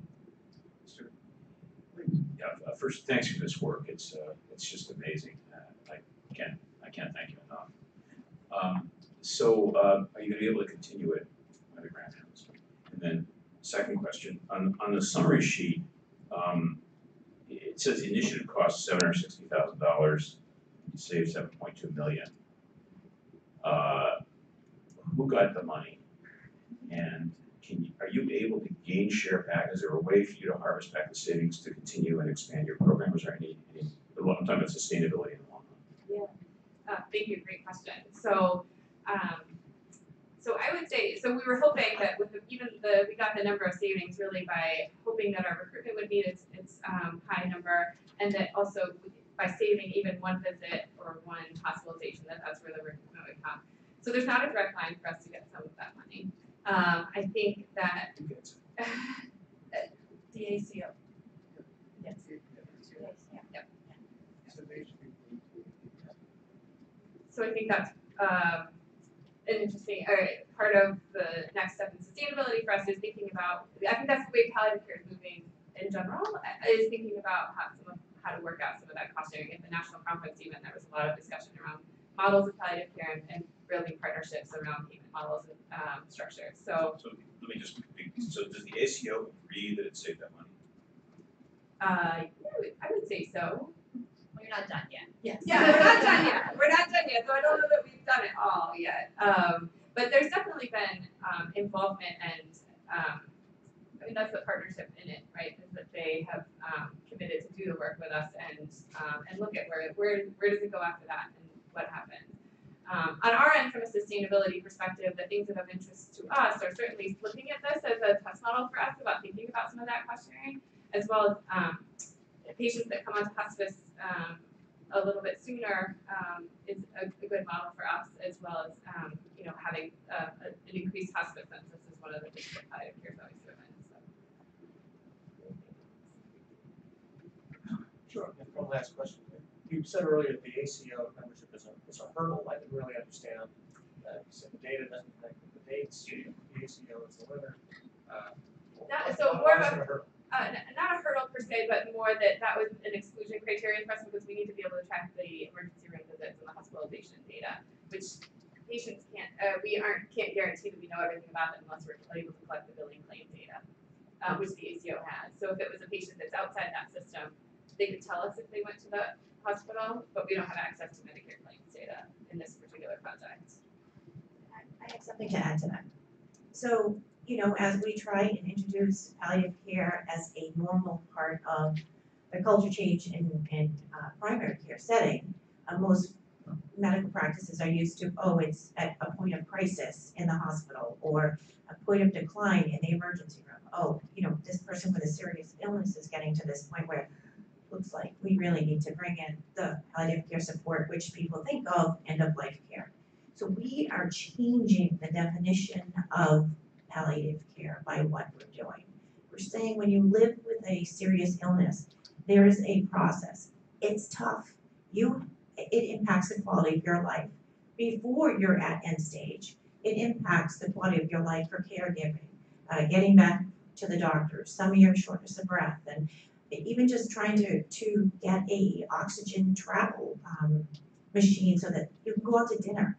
It changes people's lives in a shutting down living, and we want to improve living as that illness becomes more difficult. So in terms of the ACO is a criteria that was established. Within the North Shore Physicians Group, what is happening is that physicians are now thinking of it as they have patients come into the practice. I just got an email yesterday from a primary care provider at 8:30 in the morning that said, you know, Eileen, I have someone coming in at 11:45. I see that she's been kind of suffering a little bit with the advancing of her cancer, but she's not hospice eligible. What can we do for her? How can we introduce palliative care to help her life be better now? So she qualified for the PALAS program because her insurance had ACO attached to Medicare. The same patient who was the same situation, if they have United Healthcare or they have Tufts Medicare Preferred, they are not eligible for this particular product with the grant. They will get 1 or 2 visits from palliative care to help provide the same approach, but not the team that will stay with them as their disease process progresses. So we've had a huge shift in understanding what palliative care can do for serious illness and what primary care doctors can bring to the table for their patients. Because this goes both in practice and out practice. And it's very important for patients, ACO or not, for all care providers to understand what the patient's understanding is of that illness, what their goals are for living, and are we providing medical care that is aligned with that? I will tell you I've been a nurse for 34 years, and I've been waiting my whole career to watch this shift happen, and it is happening because of this project. It is happening. It's becoming normalized. It's becoming something that people are willing to talk about at a primary care visit where you're promoting health and wellness, even though you're living with a very serious illness. Because Is it because of this project or because of the change in the payment system? So here you have a bundle, ACO bundle payment system, as opposed to a fee-for-service system. So I think that's a really good question. So Yeah. I think it's probably philosophical largely. I mean, the ACO bundle, you know, it's not affecting since we're doing this grant this way. But I think what's happening is a snowballing effect, which would happen to us when we took hospice services into a long-term care facility or some other place, that you would see a snowballing effect. So I think what's happening at North Shore Physicians Group is because this grant has provided us the opportunity for a palliative care coordinator and some of this extra enhanced communication, that now we're seeing referrals go up in general. We were just talking about that with our project director actually, about how do we track some of the snowballing that's happening. You know, do we look at some hospice referrals, do we look at our regular palliative care referrals, so that we capture try to capture some of the change from a culture shift perspective about openness to thinking about. Going to Don's question, if this is going to be sustained, Mhm. we really need a payment system That's right. that rewards providing extra services on A to save B, so that there's an ability to use that money. Exactly. So the project allowed it to begin, but if it's going to be sustainable, it won't be sustainable in a old line payment The system. fee versus, and to your point earlier, I was thinking about what's happening in Massachusetts versus the country. And at the most recent annual hospice meeting, it was actually in Boston in March, there were a number of conversations, because there is that national conversation happening about how to do bundled payment for palliative care. There's 2 models that are proposed right now, one from CTAC and one from the American Academy, and they're trying to blend those models to have some type of bundled payment service for palliative care, so it wouldn't just be fee for service. So I think, to your point, what's happening here, I think nationally is happening a little bit about what the bundled payment might look like, and so I think we'll be very well primed for that, given the experience with this grant, and then also thinking about what are some of the other cost sharing models that are being discussed. There's a lot of conversation about that at the national level, even about how to pay for some of these programs. I want to thank. One other quick question, just a second. Are you, can you meet all the need in your community, or is there some more need than we can meet right now? I think there would be more need than we could meet, but at the same time, some of that is the culture about bringing them to us. So it's a little hard. I think we have, initially when we started the program, it's been a little bit, you can see that the trend over referrals admissions has been, steady, but it hasn't skyrocketed. And some of that is that culture shift changed over time, because we're on this one end of saying we can provide the service. So for a little while we were under, and now we're kind of trying to meet that and sustain that. So I think, obviously the inpatient palliative care has not been able to meet the need because you're meeting people too late. And so the community-based care, which we've actually been doing for a very long time, but trying to figure out how do we get to more patients, and it is a lot at that level of who's making that referral. So I think there's always room, but we haven't. I would think it would be mushroomed, and we're just kind of waiting for that. Go ahead.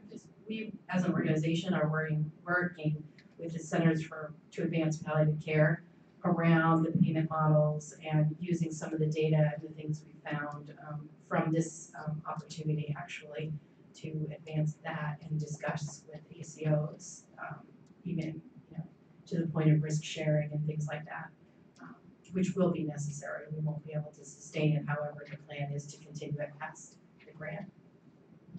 Well, I want to thank you. Yeah, please, I'm sorry. Thank you for this presentation. Just as we think about scaling these types of initiatives, what is your sense of from other providers, what are the barriers that they would view from forging these types of relationships and implementing this type of arrangement?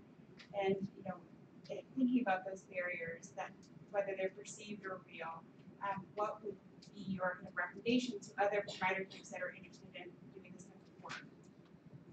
I would say the things that have started from this that are most impactful, because we already had a good relationship with them, but the things to me that have been most impactful is someone on site there who has the experience to be able to start the communication and be able to be a contact for them for quick referrals. They can call us, but it's nice to have somebody internal at that site.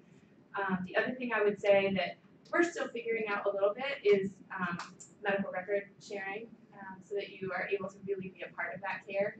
And so thinking about that, we're not an Epic, but we have access to some physician gateways. So I would say some of the IT, what's the sharing look like? Because it is care coordination and case management that makes the big difference in that care. And I think it's education and trust. I think these patients are particularly vulnerable, and the primary care knows that and wants to know who they're referring to have these serious conversations with. So I think it is about that relationship building, and of course education, but the best education is when we take really good care of one of the patients. And so I think having the trust and building that up so that they can do that and give it a try, but it all comes down to relationship, I think, and the start is what I would say, because we can give education and give education. And certainly we did actually with this program, but a lot of it has come down to relationship building and trust, and then launching from there to try to be able to do that. And I guess the only other thing, sort of along the Epic lines, but is thinking about screening and how that aligns, because even just being able to say to someone, this patient actually came up and screened that they might appreciate or be served well by a palliative care consult is sometimes a shock to them because they don't see that the patient's quite there yet. So some type of screening that would show them, 20% of your patients, I'm making that number up, but a certain amount of your patients would really benefit from this. And I think that sometimes they would be surprised by that, about how that can do. But the N of 1 is so critical. Once they've had that one patient that really does well. Very good. Thank you so much. This was very educational, and it shows how an appropriate use of money can really make a positive improvement. Thank you for the team, and thank you, ladies, for doing this. Thank you for having us. Okay, take care.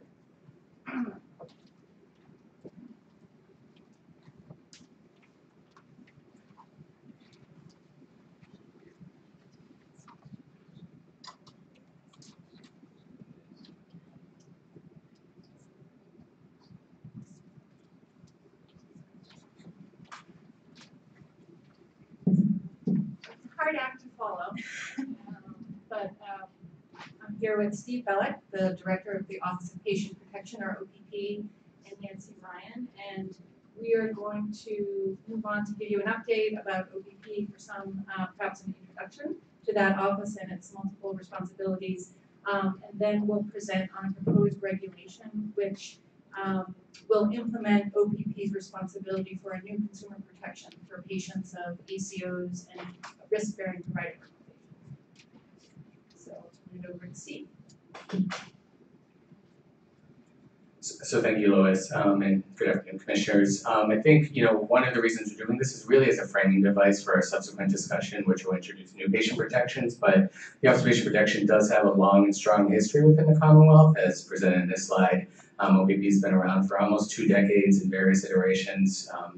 First created an executive order by Governor Cellucci, then established in the managed care law that passed in 2000, operated in the Department of Public Health until the passage of Chapter 224, which then migrated OPP's responsibilities over to the Health Policy Commission. To just highlight some of our core responsibilities, so OPP safeguards the rights of fully insured commercial health insurance consumers in Massachusetts. We regulate the internal appeals process for consumers who are aggrieved and seeking resolution with their carrier, and then we administer the external appeals process for consumers who are seeking to challenge the denial of their carrier based upon medical necessity. We also track certain information as reported to the office from health plans. We will be reviewing some information in a prior release 2016 annual report for the office today, as we're still preparing the 2017 report because we're not yet in receipt or have finalized the data as received from carriers for that report. So we're reviewing some 2016 data. And we also administer a waiver process. So this is for consumers during this special enrollment period, which is designated by both federal and state law, which dictates when consumers can purchase a non-group health insurance plan. OPP provides fundamentally a permission to purchase insurance during that special enrollment period for folks who may not meet a qualifying event.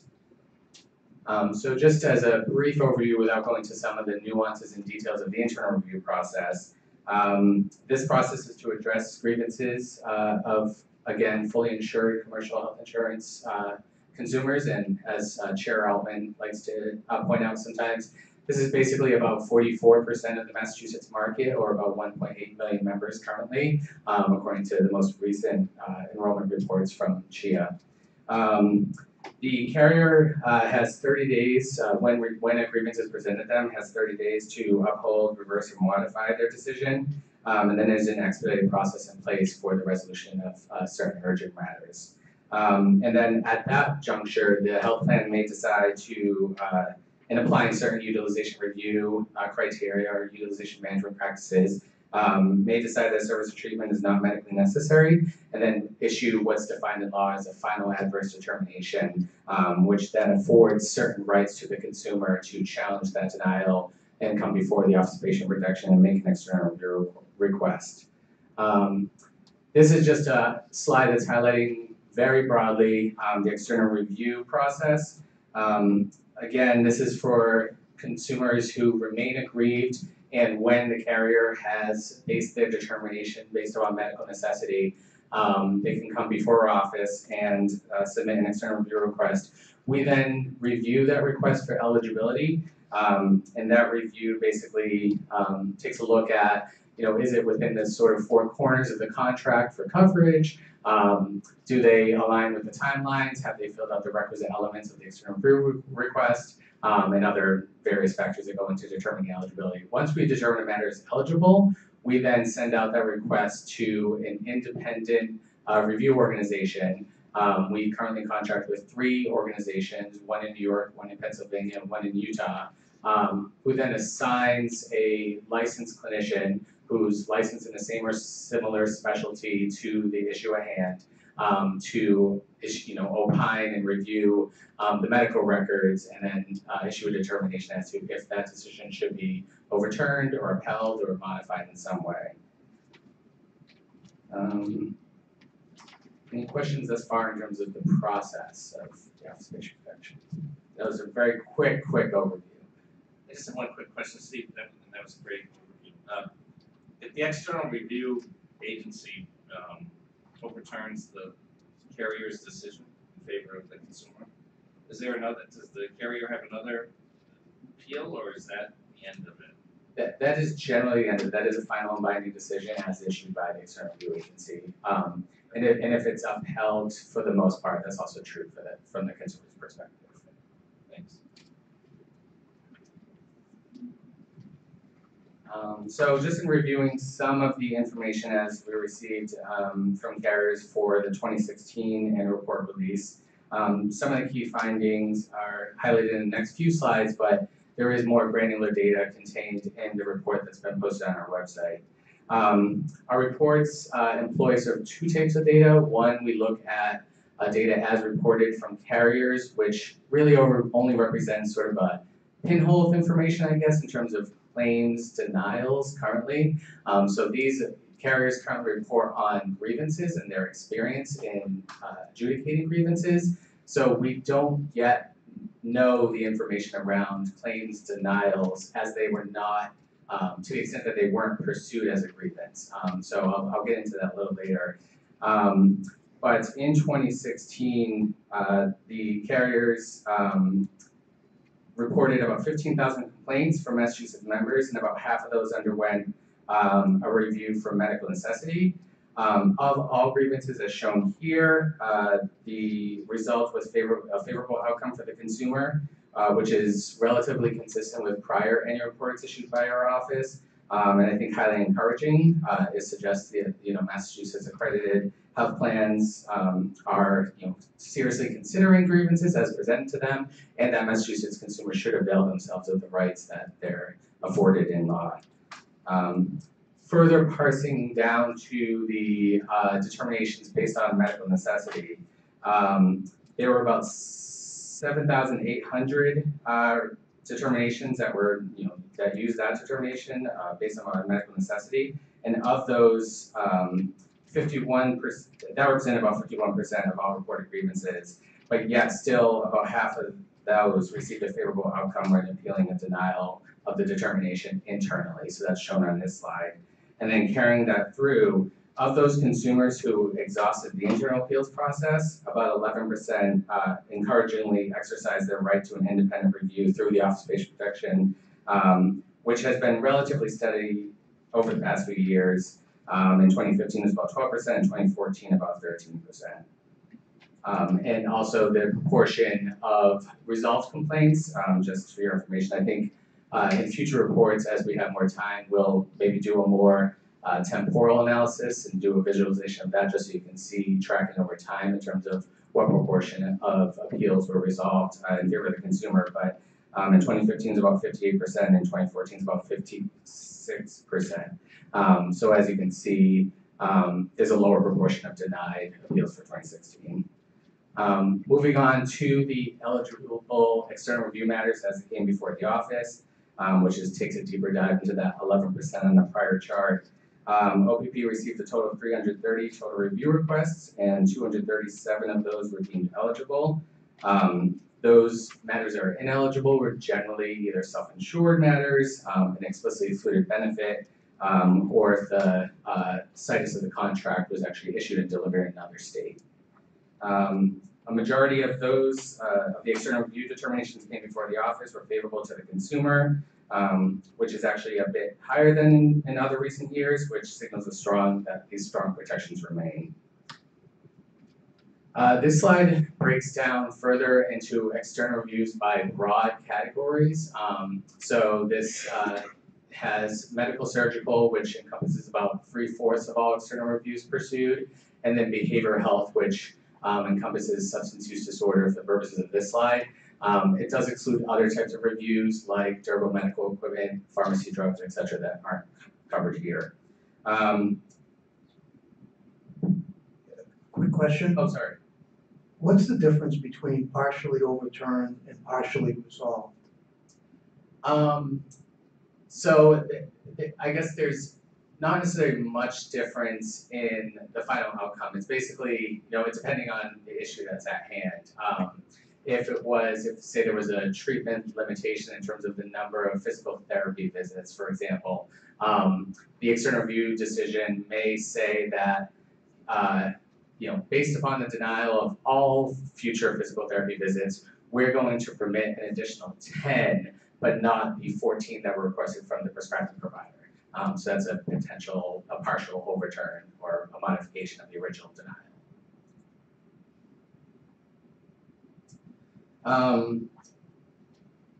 So on this slide, as you can see, there were a smaller, I think one of the things that stood out to us for 2016 was a smaller proportion of the behavioral health cases were resolved in favor of the consumer, which I think somewhat differs from information that was issued in prior years.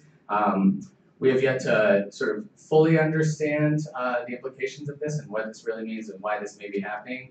I guess anecdotally, I would offer it somewhat speculative, but I would surmise that within the behavioral health realm, it's been an evolving landscape in terms of what coverage is afforded and certain coverage mandates from 2014 until today, really. So as an example, in 2014, Chapter 258 was passed, which mandated that carriers either one, prohibit certain prior authorization utilization management practices for certain substance use treatment, and then mandated also that carriers, when a patient is an inpatient and presenting for substance use disorder treatment, that the carrier can't actually contemplate that treatment until about the 7th day of treatment.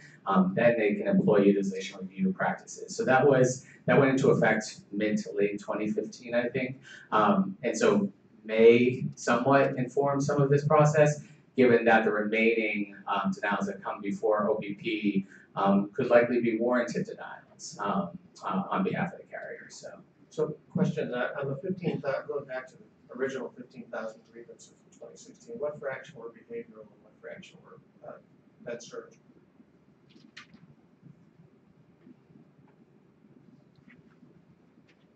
If we don't have it here, it's probably, it's either in the report or we can get that information to you. Absolutely.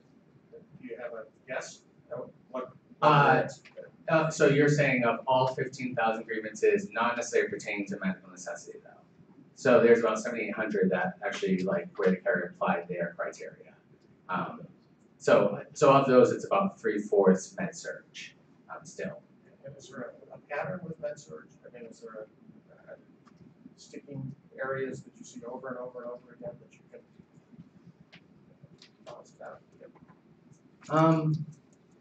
I think some of the, outpatient is obviously an area of concern. I think areas where the level of care is being contemplated, both on the med-surg and the behavioral health side.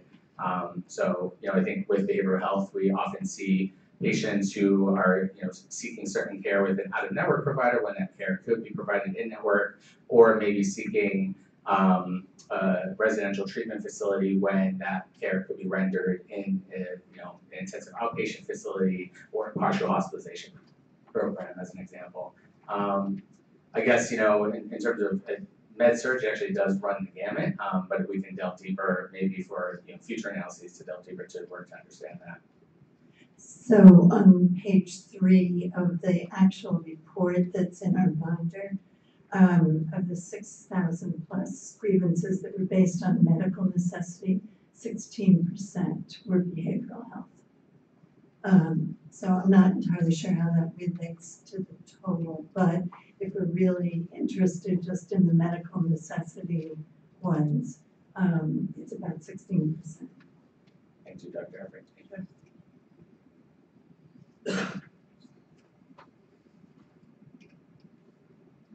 Any other questions at this point?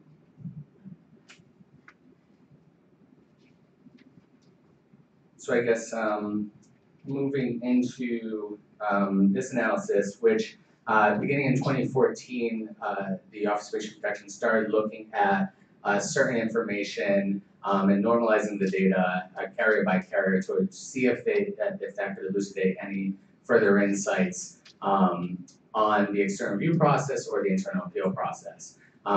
As I mentioned earlier, I don't think we have the full story yet. I think this slide represents a little bit of the epilogue because these are consumers who did pursue grievances all the way through the point of full exhaustion of their appeal rights, then came before the Office of Patient Protection, and then adjusts that and weights that by the number of member months for each carrier.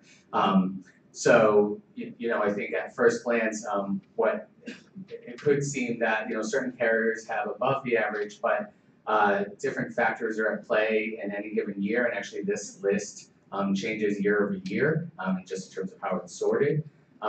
It could actually indicate that Blue Cross Blue Shield may be doing a better job advising consumers of their right to appeal, and therefore more consumers are appealing that. And I think, anecdotally, I know that some carriers on this list have certain, include the Office of Patient Protection's full appeal form in the adverse determination notices that they release, and all the boilerplate language in every denial they issue, where other carriers use discretion and may only include that when it's based on medical necessity. So, Sorry, does this reflect all external reviews or only those ones that are deemed eligible? This is eligible. Thank you. And it sounds like you're still kind of understanding the data, but any insight in the difference between Tufts public plans versus Tufts health plans?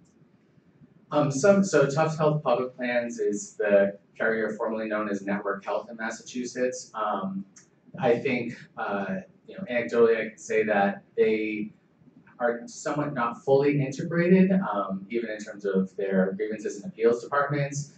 Their utilization review criteria, the medical necessity criteria, and the guidelines that are applied by the medical director and the staff that they supervise. Also, there's a differentiation between those criteria as they apply them. So that may lead to the sort of disparity between those two numbers. And I think I'll just, I'd be remiss if I didn't mention, we are hoping to understand, the full story and a bigger picture of sort of claims adjudication and denial. So to that end, we previously amended, we issued an amended regulation subsequent to the passage of Chapter 52 in the Acts of 2016, which is the opioid law, which permits OPP to collect certain information from carriers pertaining to claim payments and claim denials, and then the reasons thereof. So I think that will add further context to help us understand the universe of claim denials by carrier. And so as I mentioned, the first slide, another responsibility of the Office of Patient Protection is the waiver process.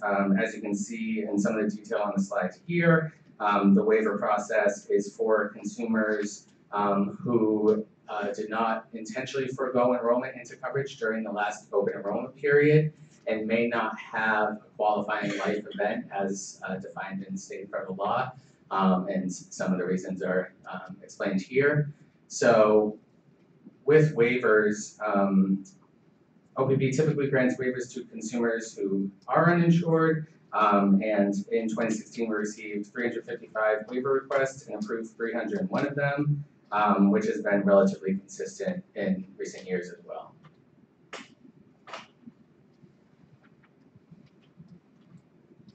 And so lastly, I think the office also provides various information referral services. This number depicted here, the 1,350, are the calls to our hotline as logged, but we also field email inquiries and fax inquiries from a full range of stakeholders as well as consumers. Oftentimes consumers are just, the healthcare system is obviously complex and overwhelming, and so we work to help consumers understand their rights sort of regardless of the coverage provider. So if it's Medicare, Mass Health, redirecting them appropriately. If it's a self-insured plan versus a fully insured plan, helping them understand what that means and how to ascertain that information from their employer or the carrier. And then how to access certain coverage during these special enrollment periods, which have varied from year to year over the last few years. So just helping people understand that. Yes? Mind refresh, for small businesses, when are they eligible for to purchase, or for the waiver, or to purchase insurance outside the open enrollment process? What are some of the qualifying criteria that would allow a small business to do that outside? So small business, as a small business can sort of purchase coverage at any point during the year. Is that what you're sort of asking? No. It's on the list here as waivers by non-health insurance outside of open enrollment. When enrollment is closed, you can get purchase insurance due to qualifying event, and one of the events is your small business owner buying insurance for your business. So just Yeah, so they would not need the waiver from our office. That's sort of an exception to the waiver process. So a scenario, and I think the connector's actually undertaken a certain work on this. They have the Small Business Health Options Program, which may then apply a certain subsidy to the entrepreneur who's seeking to purchase coverage for their group. And so it's not that they're seeking non-group or individual coverage, it's actually that they're seeking coverage for their small business.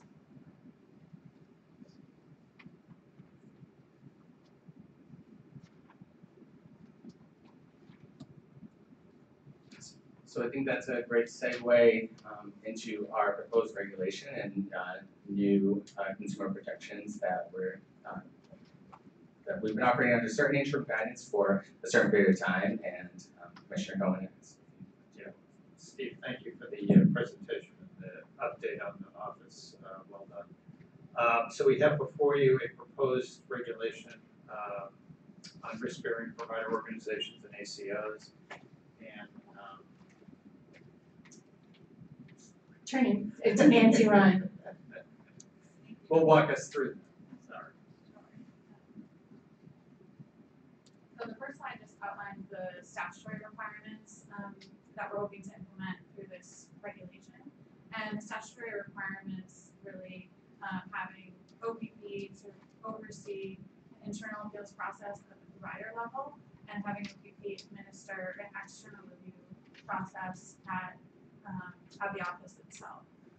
And this, again, is a new consumer protection whereby patients can challenge decisions by their provider. So it mimics a little bit the carrier process, but it really is sort of at the provider level rather than the carrier process.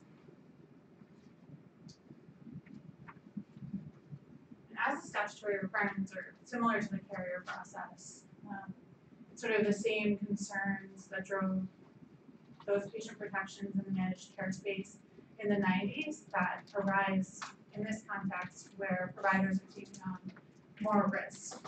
So as providers take on more risk here, there's really a necessity for a patient protection where a patient can appeal and challenge that decision of their provider where they feel they may not be receiving adequate or appropriate care in that context. And so the purpose of the regulation is to implement that statutory purpose of providing a protection as consumers engage more with risk-bearing provider organizations and accountable care organizations. And because there are such similarities between the carrier process and this new process, we just wanted to sort of give a little bit of an overview, highlight some of the differences between the two processes. And really what it comes down to, sort of when you're thinking about it from the patient perspective, is who is making the decision that the patient would like to challenge. So if it's a provider decision, then this would fall under this new RBPO and ACO appeals process. But if it's really the carrier where the barrier lies, then it would fall under the carrier process. And those items on the left are the issues that we sort of establish and recommend to continue through the regulation as applicable to this process. So it's really referral restrictions, the type or intensity of the treatment or services that the patient would like to have, and that the RBP or ACO provider is recommending. And then also sort of timely access to treatment or services is also one issue that we think would be applicable to this process.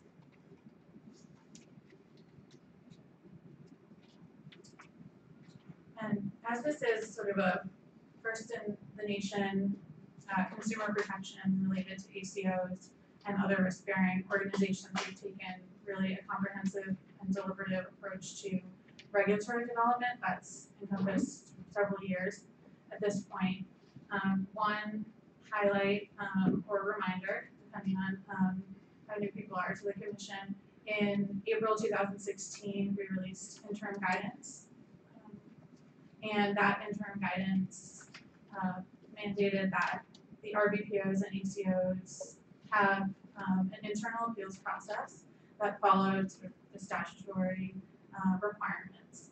And in helping to implement that process, we had an FAQ that we released, a sample notice that each of the organizations could use to notify patients, and also a listening session to provide further guidance. And since October 2016, each of the RBPOs and ACOs in Massachusetts have had this internal appeals process in place. And this has been ongoing basically for over a year and a half. And Steve is going to talk about some of our more recent engagement and outreach. Thank you, Nancy. So as Nancy mentioned, we've been sort of monitoring the implementation of the interim guidance for the last 18 months or so. And organizations have also been providing quarterly reports to our office, noting updates in terms of how they've implemented the process. Some details, most organizations report that they've built on existing mechanisms for addressing certain patient grievances, and then sort of carved out some of the special requirements that we set forth in interim guidance as to how they would resolve concerns for patients attributed to a commercial risk contract. The Office of Patient Protection has also been fielding some calls from consumers. So the interim guidance had certain notification requirements, certain notice requirements for RBPOs and ACOs, and then provided a model to ACOs as to what a notice should look like in advising a patient of their rights. And we did receive a handful of calls from consumers. And so we worked to help them understand, one, the differentiation and a clear distinction between the Mass Health ACOs and the commercial ACOs. And then patients also made us aware that they had seen the notice and were aware that it was present in their provider organization, and they were happy to understand their appeal rights. We've also continued and sustained our robust outreach activities, engaging with various stakeholders. We convened additional listening sessions, garnered feedback from other state agencies, and discussed our proposed framework with some of our subject matter experts, being the 3 currently contracted external review organizations. And then we also convened a call with URAC, which is the accrediting entity for similar external review agencies. And by and large, from across all stakeholders, the feedback has been fairly positive. It took some time, I think, for some carriers to get used to this notion. We are pioneers on this, and how they sort of are building upon really complex existing mechanisms for addressing patient safety concerns or other types of patient grievances. The process has been fairly smooth, and there have been few complaints in implementing it. Going on to some of the reporting outcomes, and with respect to applicability, as I mentioned, the proposed regulation will apply only to RBPOs certified by the Division of Insurance and HPC certified ACOs, but exclusively for patients attributed to PCP participating in a commercial risk contract. So this wholly excludes Mass Health or Medicare patients.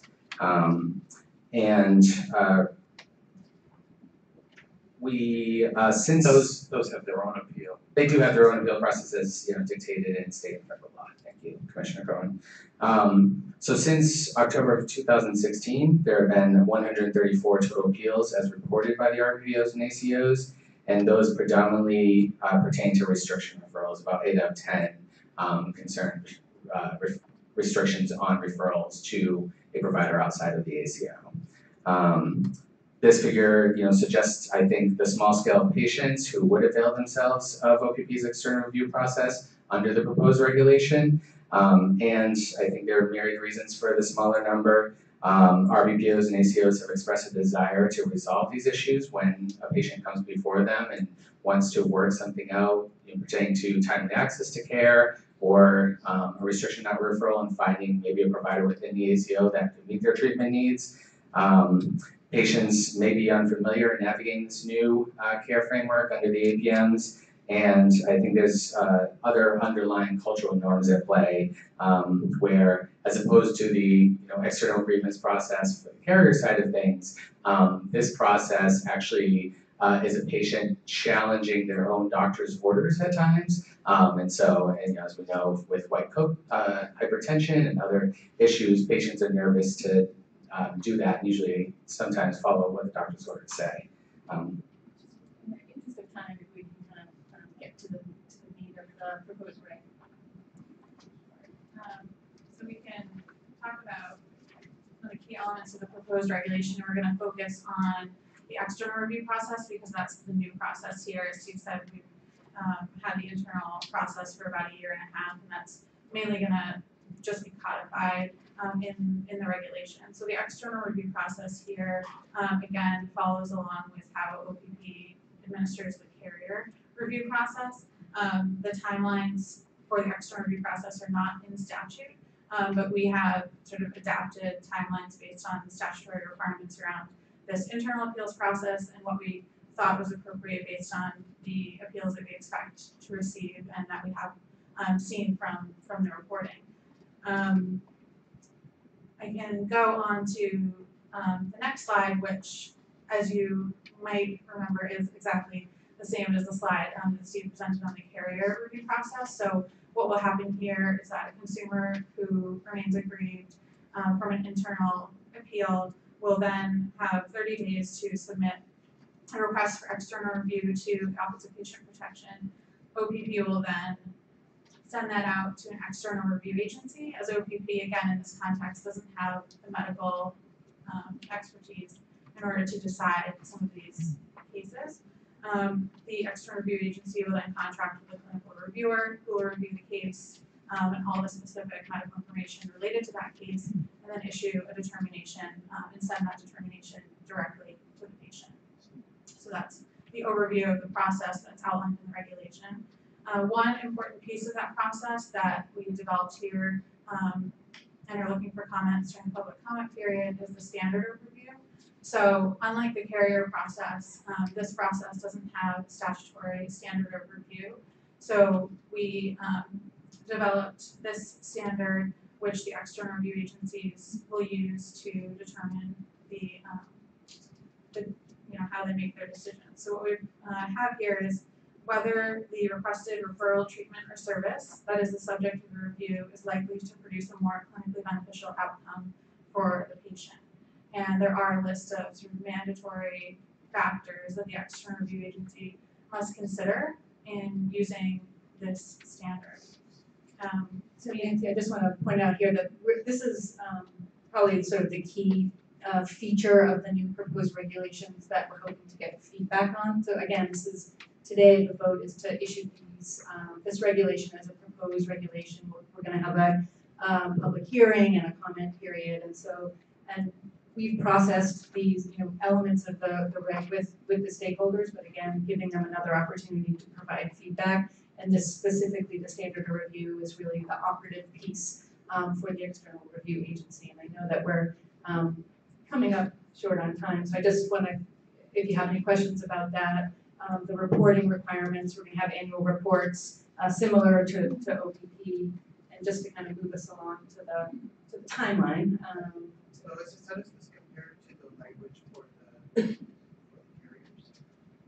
The standard for the carriers, it's medical necessity, that's a statutory standard. Sorry, so the equivalent words are the external review agency must determine whether the requested referral is medically necessary.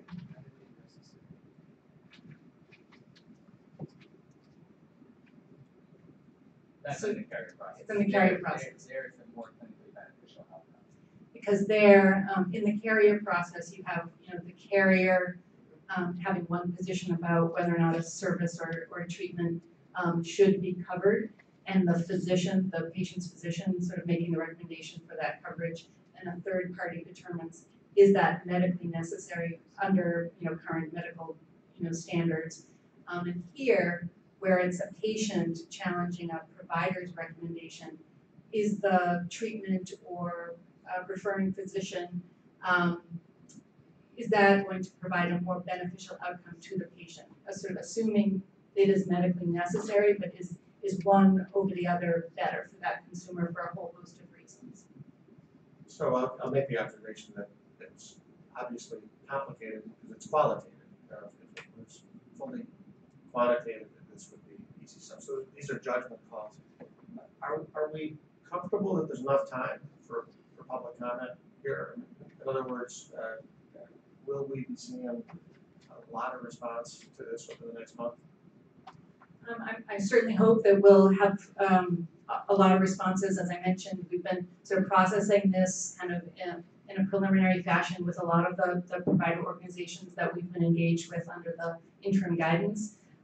So we do think it's sufficient time. We are more than happy to meet with folks individually, talk about it in detail, but we will have a public hearing. Commissioners are welcome to engage with those provider organizations. So we do think it's an appropriate process. And if we didn't get as much response as you hope, you have the freedom to extend that period, right? There's nothing we're doing today that says that we have to be in a position the 3rd week of July. No. Yeah. I think it's more the other way around. I think they've been working very hard to sort of work with these groups. So if we don't get a lot, it's because they've worked hard to get it to work. But I'm more concerned if we get a lot, and then we have to say, hey, we may want to extend it for what you said. So I think we're going to get another shot at this apple. I mean, and I think the next time we should just focus on the issue that David and you just brought up. In other words, what's the difference between the ACO world and the other world? And this is all, a lot of it is similar and important, but we are breaking new ground and dealing with the ACO, and I think we need more discussion about that. This is not the time to do it anymore. Mr. Chair, though, we do need a motion to move forward with the proposed regulations so that we can take them into the public hearing process. All right, so we're basically voting to move the process forward. We're not voting to approve the process, just to move it forward. So it's written on page 85. Is everybody in favor or any? So moved. Okay, all in favor? Aye. Okay, opposed? Abstentions? All right, keep going, because I know this is important, and again, we will get another shot to discuss it. Yeah. Thank you. Thank you very much. So we have I want to have time for the executive session. Yep, I'm gonna take us home here. So just a few final reports from the executive director. Executive director report. First, I just wanted to highlight some really important news that came just late yesterday around a consensus agreement from a number of different organizations around a proposal to establish a new mid-level dental practitioner in Massachusetts, often called a dental therapist that can provide care beyond what a normal dental hygienist can do. This has been a hotly debated health policy issue in Massachusetts for the last couple of years, and one in which this commission had weighed in on. We had done work analyzing avoidable emergency department use that was related to oral health care needs and had identified the potential for increasing access and reducing costs by having a new mid-level practitioner, and had included that as a recommendation actually in our last cost trend report that the legislature take action. So the legislature has not taken final action, but importantly, the dentists and the coalition that was advocating on behalf of this, as well as a number of key legislators, did announce yesterday a consensus and a compromise approach. So we'll keep you updated on kind of the final as that continues to move through the legislative process, but wanted to highlight that important update on the piece of work that we've been working on and have highlighted here at the Commission. All right, so a few final slides here. So on slide 88, wanted to just mention that we are seeking to engage with an outside evaluator to help us with the healthcare innovation investment programs. We heard a presentation earlier today from one of them. Many of those awardees actually have their own third-party evaluators that they have brought on to help with their evaluations, and we are conducting, of course, kind of an understanding of how all of the different awardees implemented their programs and the impact. But we did think it was worthwhile to bring on some additional contracted support to help us with an evaluation of some of these programs. And the programs that we wanted to focus on were really around housing and stability and palliative and hospice care. So it does include awards around care dimension. So we went through a competitive procurement process, and the recommendation from that process was to engage with Brandeis University to help us conduct these evaluations. Because Chair Altman has a faculty appointment at Brandeis University, it's important for me to provide advance notice to this board before we entered into that contract, and that was noted in the minutes for this meeting, and that Chair Altman did not have any role in the competitive procurement that led to this contract. So an FYI and more to come from that in the future. I'm going to skip all the way to slide 93. This is a public service announcement. We have a statutory responsibility to conduct a report on shifting in how different types of drugs are distributed and paid for, sometimes referred to as white bagging and brown bagging. This was a legislative mandate, and so we are holding a listening session on this particular topic and inviting interested stakeholders to provide their perspectives. There's more information on our website about this, but if, especially members of the public, want to come and testify, we want you to come and testify and to provide insights on this specific topical area. Again, we'll report back to the board on how that goes. But importantly, one additional piece of business that does require a vote before we move on to the next part of the agenda.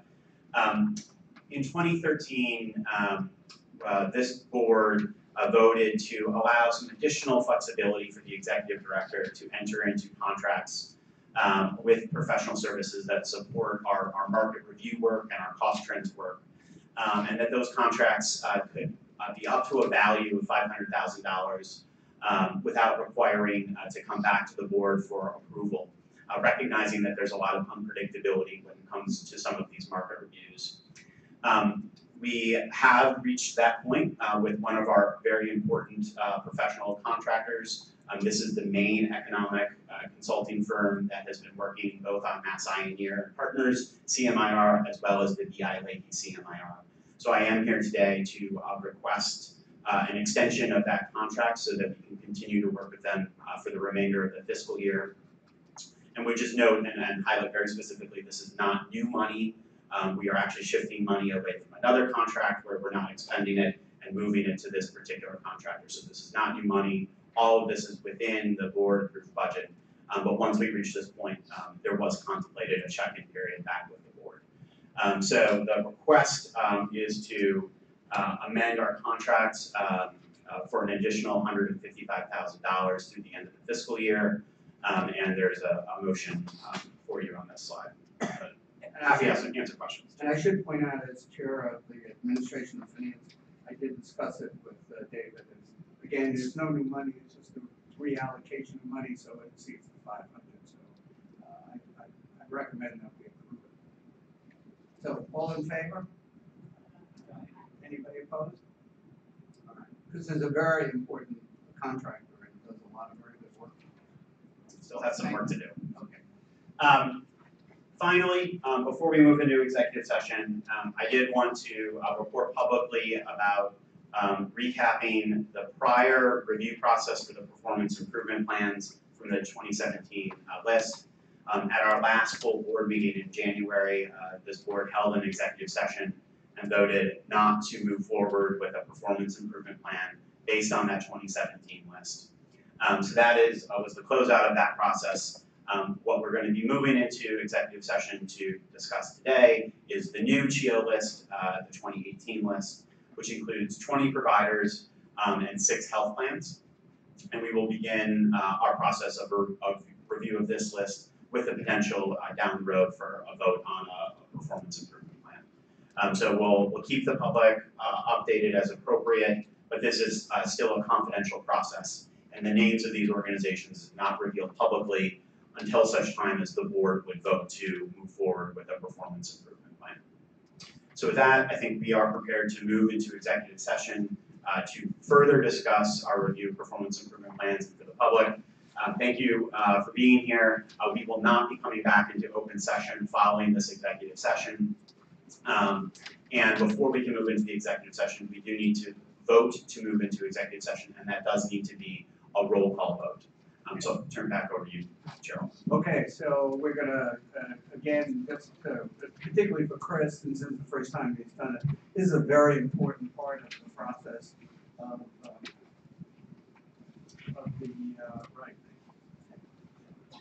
of what we're all about, because what we hear is, it's a way that we can keep track of what's going on by individual health plan, by individual provider, by individual contract.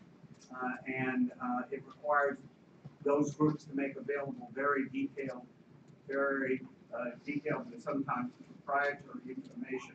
So that's why we do it in a closed session. We have the, at some point down the road, if there is one group or even a series of groups that just are spending much more than the benchmark, we can, push them pretty hard to make changes. If they refuse to do that, we can actually even fine them. It's one of the very important parts of our authority that allows us to sort of keep the system working. So with that, that's the reason why we go into executive session, so that we can get into detail about specific things that are not generally available.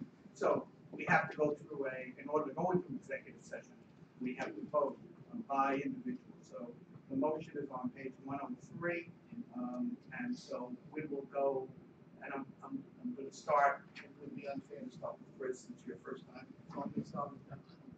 I vote to go to executive session. Okay. Aye.